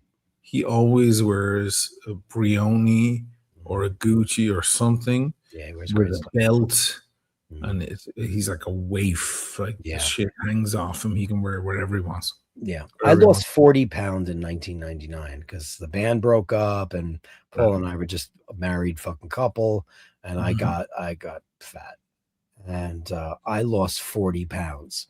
And the second after I lost that, I found Tom Ford and started buying, couture and wearing great stuff. So when I met you in 2000, I think that's what year I met you guys, when you guys first got here, started doing tailors. I was, 140 pounds maybe, and wearing fucking sick shit. I'm looking for this shirt that I know I still have. And it's a Gucci Tom Ford shirt that's like a slightly stretch cotton baby pale blue. It's the most beautiful shirt. And I know it exists somewhere. I just don't know where it is. It's in my closet. But like, I remember Emmett comes up to me one day at Taylor's Hall. He goes, dude, I want that shirt. And I was like, you can have it. I had 3 of them, but only one of them survived. I wished I gave it to him because he'd probably still have it. I have no idea where it is. Let me have a look at some shots here. Yeah. When I was wearing, when I went to, well, this is PT. Did you see that? Yeah, I saw all this stuff. Oh, you saw all this stuff? Mm-hmm. Yeah. That looked nice, right? Nice. Yeah, you look great. There's Sean. There's Timmy. There's Timmy. He lost a lot of weight. What did he do? A lot of weight. He did intermittent fasting. And we all came out looking all right. What does that mean, intermittent fasting? Intermittent. Thank you. I mean, I know what the word means, but today I eat, tomorrow I don't. Today I eat, tomorrow I don't. Yeah, some of that, yeah. Does that mean I could just go have a fucking giant pizza and then tomorrow just not eat and it'll work? I don't know about that. I think he's on Ozempic. Don't you think you look all right? We look all right. Yeah, you look good. Oh, he's very tall. He's about my height, but in that photo, I would cut my hair if I was him. I believe me, coming from a guy who's had very, very long hair. His hair is great. Maybe it's not there because it's so hot, but it's beautiful when it's all fresh. Oh, sorry. Roar the tiger, you're a very dirty bitch. What do you say? Bad. What's going on? Did you gentlemen? Oisín didn't. I've been there. The Hellfire Club. The people watching was actually very funny. I'll tell you a quick story. God bless you. Thank you. And I won't go any further because I have 0 tolerance for kink. I have 0 tolerance for fetish. I'm the most fucking diet vanilla guy in the world. But I do find it amusing. Mimi RW and I went to a party that was at the Hellfire Club, and we thought it was part of the music industry because she was very involved in that. We went, and there was a guy on the floor, and he was being led around by somebody on a leash, and he was wearing a codpiece, and he did something really vulgar to my friend Mimi. She started to cry, and we ran out of there. Yeah, I've been there. So now the funny thing is, many years later, I forget if it was Emmett, it was one of you fellas at a party on 14th Street, right on the triangle, because that's where the Hellfire Club was. And now the Hellfire Club is a very upscale, fancy restaurant. And in the alcoves, they had like banquettes where people were drinking That cocktails. was Dina's 30th birthday party. There you go. And I said, hey, see that alcove? I remember getting a guy like with a fire hydrant getting shoved up his ass right in that corner. Now it's all like video games and shit, or people hanging Or is it out. video games now? It's not video. It's like sorry, like Yeah. what's that thing where you spin the people and you play like football? Foosball. That thing that looks like It's called foosball. foosball. Yeah, that's it. Was You know that shit, and people hanging out and having drinks, and I remember that because you were invited to that. It was Dana's 30th, I think. She was new to the world, to our world, or one of those birthdays, and you guys were invited, and you guys were the old gays who had seen all the horrors that had we saw all the horrors. in I those went there once. I didn't go there for gay night because on gay night it was called something else. The Hellfire Club was like people getting paddled and light BDSM. But gay night, it was called something else. And I don't remember what it was called, but I wouldn't go to something like that because I have zero tolerance for, not that it's fine. If it works for you, great, knock yourself out. I don't care. But like, I can't be around that silliness when I see fetishes and all that kinky shit. I just think it's all very silly, but that's just me. Savile Row is without a doubt the pinnacle of bespoke menswear. I agree. Some people say Napoli. I think Napoli is a little bit cuisine and a little bit quality wise, it's there. For me, the classiest men in the world have always been dressed by Savile Row. Period. I couldn't agree more. It's just Savile Row, sure. It's just fucking fuck. It's so beautiful. Now you go to Napoli and you'll see a ton of tailors down there that will make you the most beautiful suits you've ever seen in your entire life. Naples is becoming. It was Florence. Now Naples is taking over. Well, I mean, it's like it's always been there. They just didn't have the fame, they just didn't, because Firenze is always going to have that amazing quality for leather and for tailoring. But man, for centuries, the Neapolitans have been master. What is the word? Absolutely, sartos, master sarti. They're incredible, and now now they're getting famous. Yeah, and listen, Naples, for all of its slums and its graffiti and its madness and guys walking around in hoodies trying to steal your phone. Sure. The men who go to the old cafes, they're not old men. Some of them are young. But they go to the old cafes and they dress well. It's exceptional. Sure. Like, quality. Yeah. Their style, the cuts are super sharp, super high, super sharp. The stitching and the buttoning is extraordinary. In Napoli, I mean, the horn, the natural horn, all that stuff that you see. I've never seen varieties like they have in Napoli. And there's a million ateliers you can name off the top of your head. Our good friend, the judge, who watches both of our shows. I won't mention his name, but he's a New York City judge. He's a fucking maven of incredible, incomparable style. And this guy's constantly in Napoli getting all this bespoke, beautiful, not only shoes and suits, but shirts and amazing leisure wear, knitwear. It's amazing what you could find.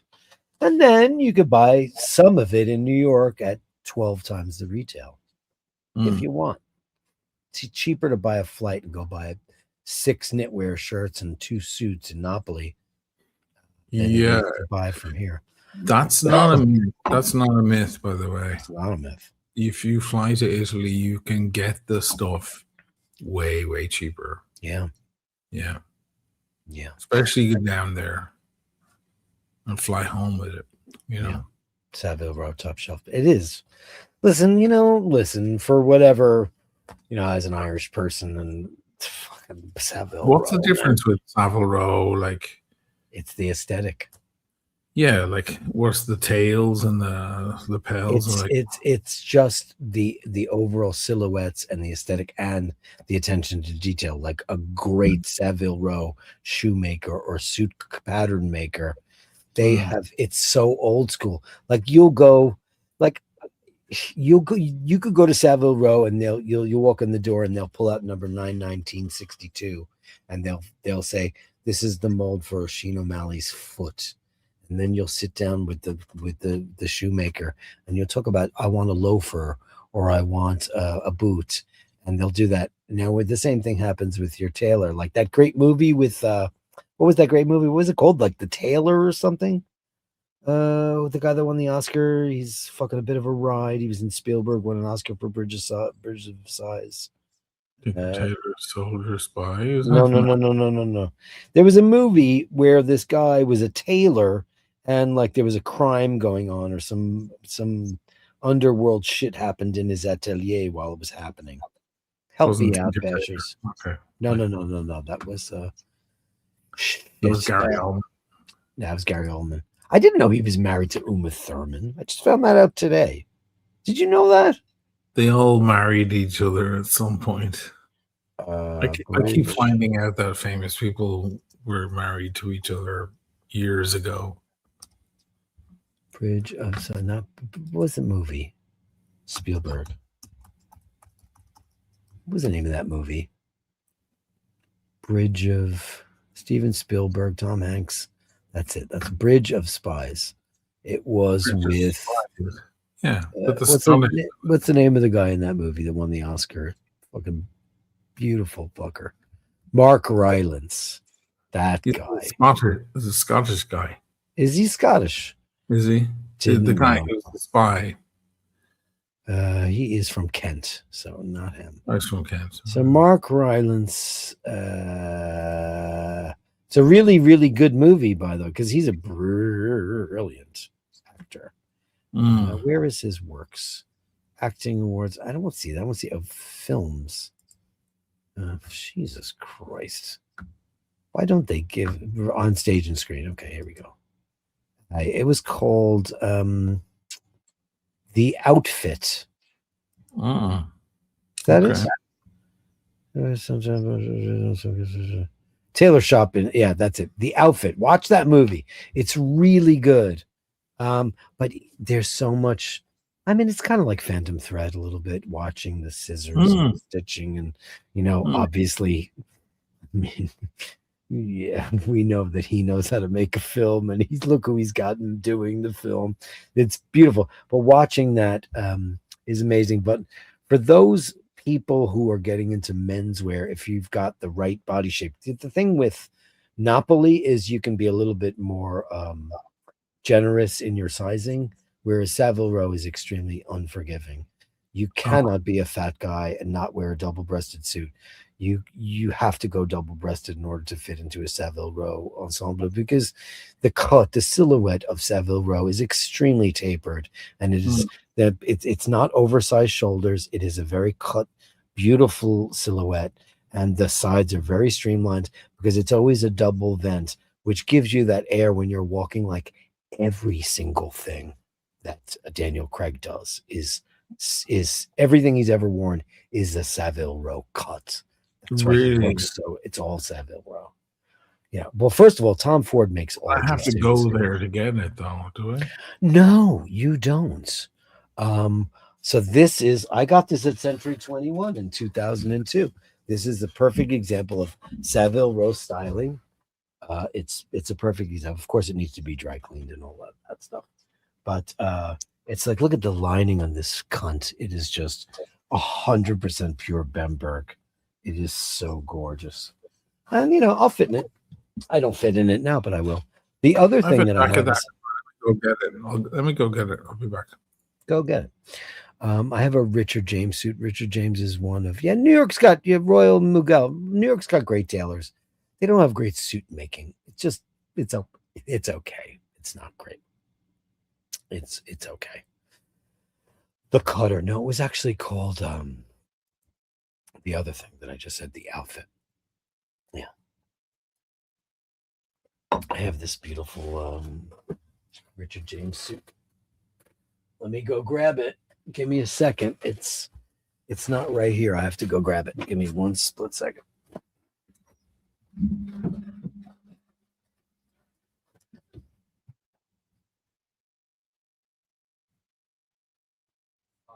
Why is that open?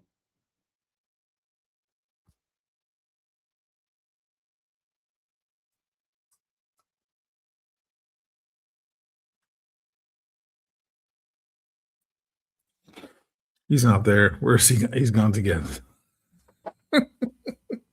He's gone to get something. Oh, the pants.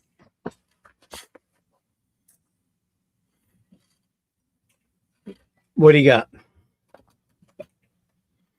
I just got the jacket. So, James, I know you think he's a ride, but Yeah, he's a ride. And not a ride for me. I'm not attracted to him, but he's a beautiful boy. Yeah, he's a beautiful boy. Yeah. But you will become. I like the guy with the mustache better. Yeah. Oh, really? You like that guy? Yeah, I did that. That's funny. That's funny. I like Super Mario Brothers. Okay. So James will super impress you with his sartorial shit. Insane level. Okay. I'm sure I can. Insane. Smell it, yeah. I've been at events. I was over at Demosta's house at an event, and one guy, he was kind of portly. He was not extremely, but fairly portly. But he had a very specific kind of jacket on, a suit. And James was like, "Is that a?" I can't remember what he was saying. And the guy was like, "I can't believe someone who knows exactly what this is." And he goes, "I know it from the cut and the buttons. That's James." James is, he's like, it's insane. Anyway, he goes to markets and he finds rare, weird pieces. Yeah, and he texts me and he goes, "Would you like this jacket? I think it might be very nice on you," or whatever. You sound like Ref Ref. But anyway, Oh, this is one he picked up for me. Oh, notch lapel. Oh, look at that. Beautiful. With the pants. It's a suit. I need to try the pants. I haven't tried the pants, but I wore this to a rel. Now I have to see what it is. Oh, beautiful. Look at that.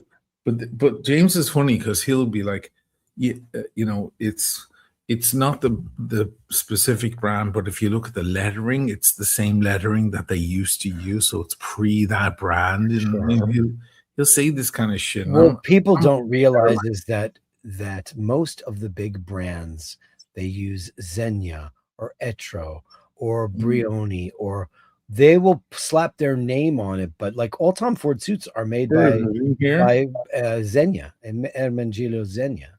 All of them. Yeah. So he looks at this and he goes, look at the lettering, and he'll tell me, he'll identify it by the lettering, and he'll be like, "This is the same exact thing." Blah blah blah. Sure. Yeah. So this is made. It says made in Italy at the top. Oh yeah, of course. And it's a nice jacket.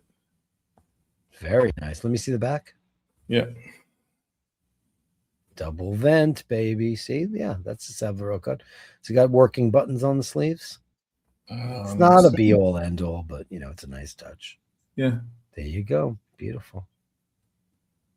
It's gorgeous. Oh, and who makes that? What is the brand? What is it branded as?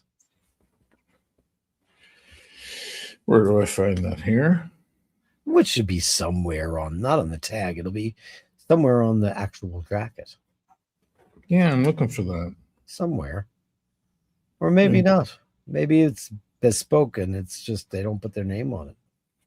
Yeah, There's no label anywhere to be found on that jacket. It's very attractive. By the way, that's a very wide peak lapel, notch lapel, so it's very, very cool. Like that. It's much wider than that's like the classic Halston look of the 70s. It's a great looking silhouette. Beautiful. Yeah. Yeah. What is that? A 46 regular? 52 for me. I'm a big boy. 52. He's so fucking wafy. He can't buy anything for me, and he's just like, "Will this work for you?" So the pants don't fit. He just brings me suits all the time. It's crazy. Wow. Yeah. We give each other gifts. It's weird. Oh. We're Boxer fan, $20. Thank you so much. Dirk, Saturday morning coffee and bagel on me. I wish I could eat a bagel right now, but I'll have the coffee 100% for sure. Thank you so much. How's that? That looks great. Yeah. Fuck yeah. First of all, there's nothing more beautiful. Look at the beautiful ticking on that lapel. It's a very nice wide. Yeah. It's not a super wide, it's a medium lapel. 3 buttons on Should the I sleeve. undo Very one nice. of these buttons? The first one you should undo. Of course. First one. Yeah, first one Yeah. should be able. Usually No, the I first don't- one will have a different color thread on it. Usually.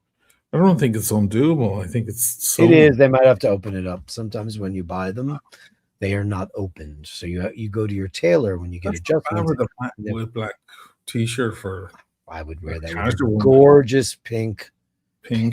pale pink or pale blue linen shirt, or a great super brushed cotton, like a really thin cotton shirt. Yeah, I mean, you could wear it with black, but I don't like cream with black. I like to stay within the pastel line. So I would go either pale pink or pale blue, or even pale green. Yeah, I think it would look nice. I mean, with black, it looks fine. No one's going to say anything. But if you really want to zhuzh the crowd, Yeah, like you can wear that with a Toning it down. pink super, the palest rosé pink. I have pale rosé pink, but it's in linen. Gorgeous. Is that gonna work? Okay. It's summer. Yeah. It's summer. Yeah. Why the hell not? It's summer. Hold on. Pour wine if you want it. Bring a glass. So I've got this suit, and this is Savile Row City, baby. This is Richard James. Right? This fits me, but not the way I want it to. This thing is absolutely fucking gorgeous. This does not have a ticket pocket, but this is beautiful. Oh, Jesus Christ. Yeah, this is absolutely beautiful. This is completely limed in Bamberg. This is Richard James from Savile Row. It is absolutely beautiful. Double. Yeah, it's just the most beautiful fabric. It is it is a 120 silk cotton double worsted weave with a very small notch lapel and a very, very, very pale blue Bamberg. Of course, flat front pants because we're not that old. It's the most beautiful thing in the whole wide world. And I've not had this altered yet because, you know, the pants are always too long for a guy like me. We're talking about fashion. Here, you can take that. I'm done. You can take that. Yeah, we're talking about haberdashery. And I've never had this altered yet because it didn't fit me the way I wanted to. And I just have to have the pants, just the pants taken in, and that's it. But by the time I'm done with this diet, it should be about 1 or 2 sizes too large. So I might have to take the jacket in too. But yeah, this is beautiful. Look at this fabric. Can you believe that? The fabric looks incredible. It's gorgeous. Richard James. Now, I'll tell you something about Richard James, one of the most celebrated Savile Row designers. And I never owned Richard James until last year. And I used to go to Bergdorf Goodman and buy shit like it was going out of style. Yves Saint Laurent hats, Tom Ford, this, that. And there was a suit that I really wanted of Richard James, and I was like the perfect size for it. And it was just so expensive. It was like $4,800. I was like, I'll never. Then it went on sale, and I said, I'll take it. It was like, I don't know, $1,200. And they said, oh, we only have it in like 52. And I was like, oh, fuck. So I never got it. And I always just kind of lusted after Richard James all these years later. And then there it is. And I have this beautiful thing. So I can't wait to wear that. And you know I will, because I'm just determined to just reset the clock and the laziness from COVID and drinking Barolo and making pasta dishes and ricotta all everywhere. American ricotta, you know, not the shit that you get in Italy. Because we all listen, every time I go to Italy, I lose a couple of pounds. Every time. Really? Every time. Even though you're enjoying good food. Yeah, because we're walking everywhere. You know, once I'm there, I'm gonna have to get a Vespa. But you've been there, you know what that town's like. What do I need a fucking vehicle for? First of all, there's no vehicles allowed in the town. Yeah, when you're walking around the town, you don't need anything. don't need anything. What am I going to do? Then I can walk to the beach. That takes 10 minutes. Mhm. Yeah. Anyway, suits and stuff, and it's all fun shit, you know? We should reboot our Monday night show. Yes. I have James. Have James on. Would he be interested in such a thing? Oh my God, he will wear your ears off with you. I love No it. idea. I don't want to not learn if there's something I don't know. Oh I my love God, the level of knowledge is it. mental. Yeah. Don't know where the fuck he gets it, but you know. Well, because it's called research and trial and demand. And Just- does he come from some big ass posh British family? Yes. Well, then. Architect who studied at Oxford, you know. so- Well, then. Believe it or not, I was on the street after a party broke up. Then a convertible pulls up to me. Two beautiful black women in leather corsets tell me to hop in. Nick, oh, you went to the Hellfire Club. And did you get your arse beaten there? You dirty bird. Listen, I'm all for live and let live.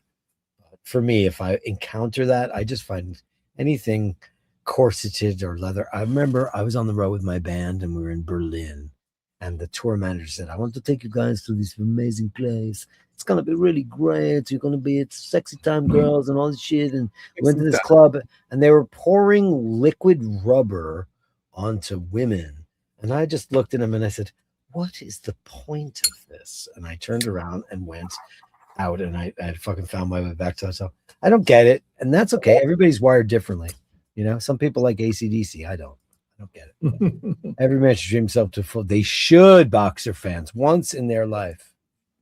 Jeeves and Hawks for me, best friend. Yeah, Jeeves and Hawks is great, man. Amazing stuff. Anyway, 3.5 hours. I think we should call it a night. All right. Thank you all so very much. Let me thank you to all the beautiful bashers who super chatted. 17 thank you tonight. Last week was a disaster. Roar of the Tiger. Thank you so much, Roar of the Tiger. The thrill of the fight. Time to unwind. Why is this not doing the way it used to do it for me? Time to unwind, 199. Thank you so much. Time to unwind again. Why won't it scroll for me anymore like it used to do? Time to unwind. Thank you so much. Time to unwind. So many super chats from you. Roar of the Tiger. Thank you so much. 499. Time to unwind. Well, you guys are like the monopoly of our Eyebasher Friday. Thank you so much, Travis Watts. What can I say about your wrist? I have a little bit of man crush on your wrist. I'm not afraid to say it. I'll give a shit.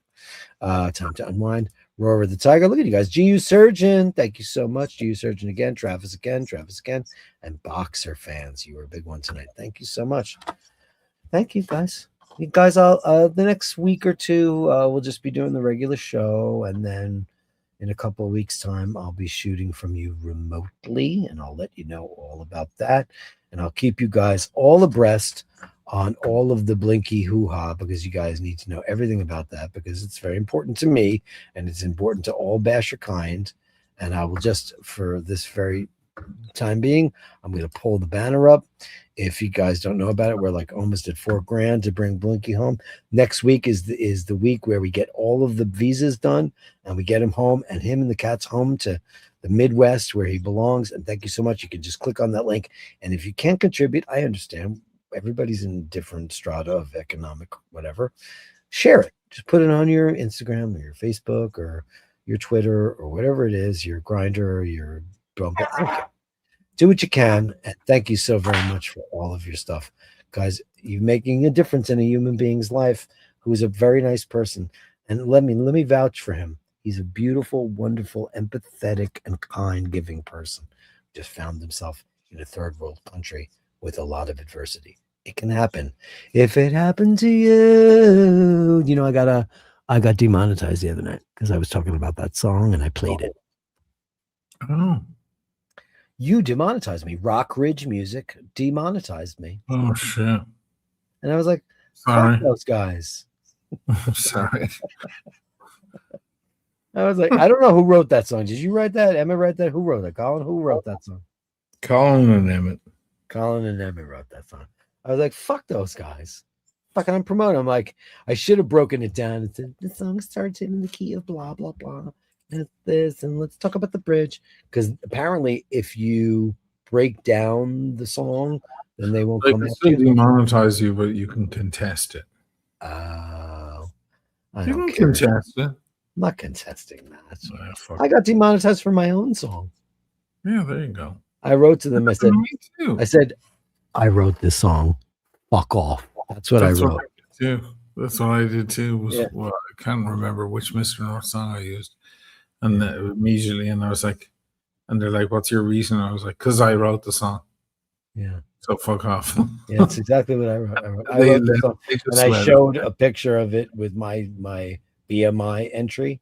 I was like, I wrote this song, so fuck off. And it just got dropped. I was like, and it was somebody in Argentina. I was like, you're profiting off of my music with absolutely no acknowledgement of myself.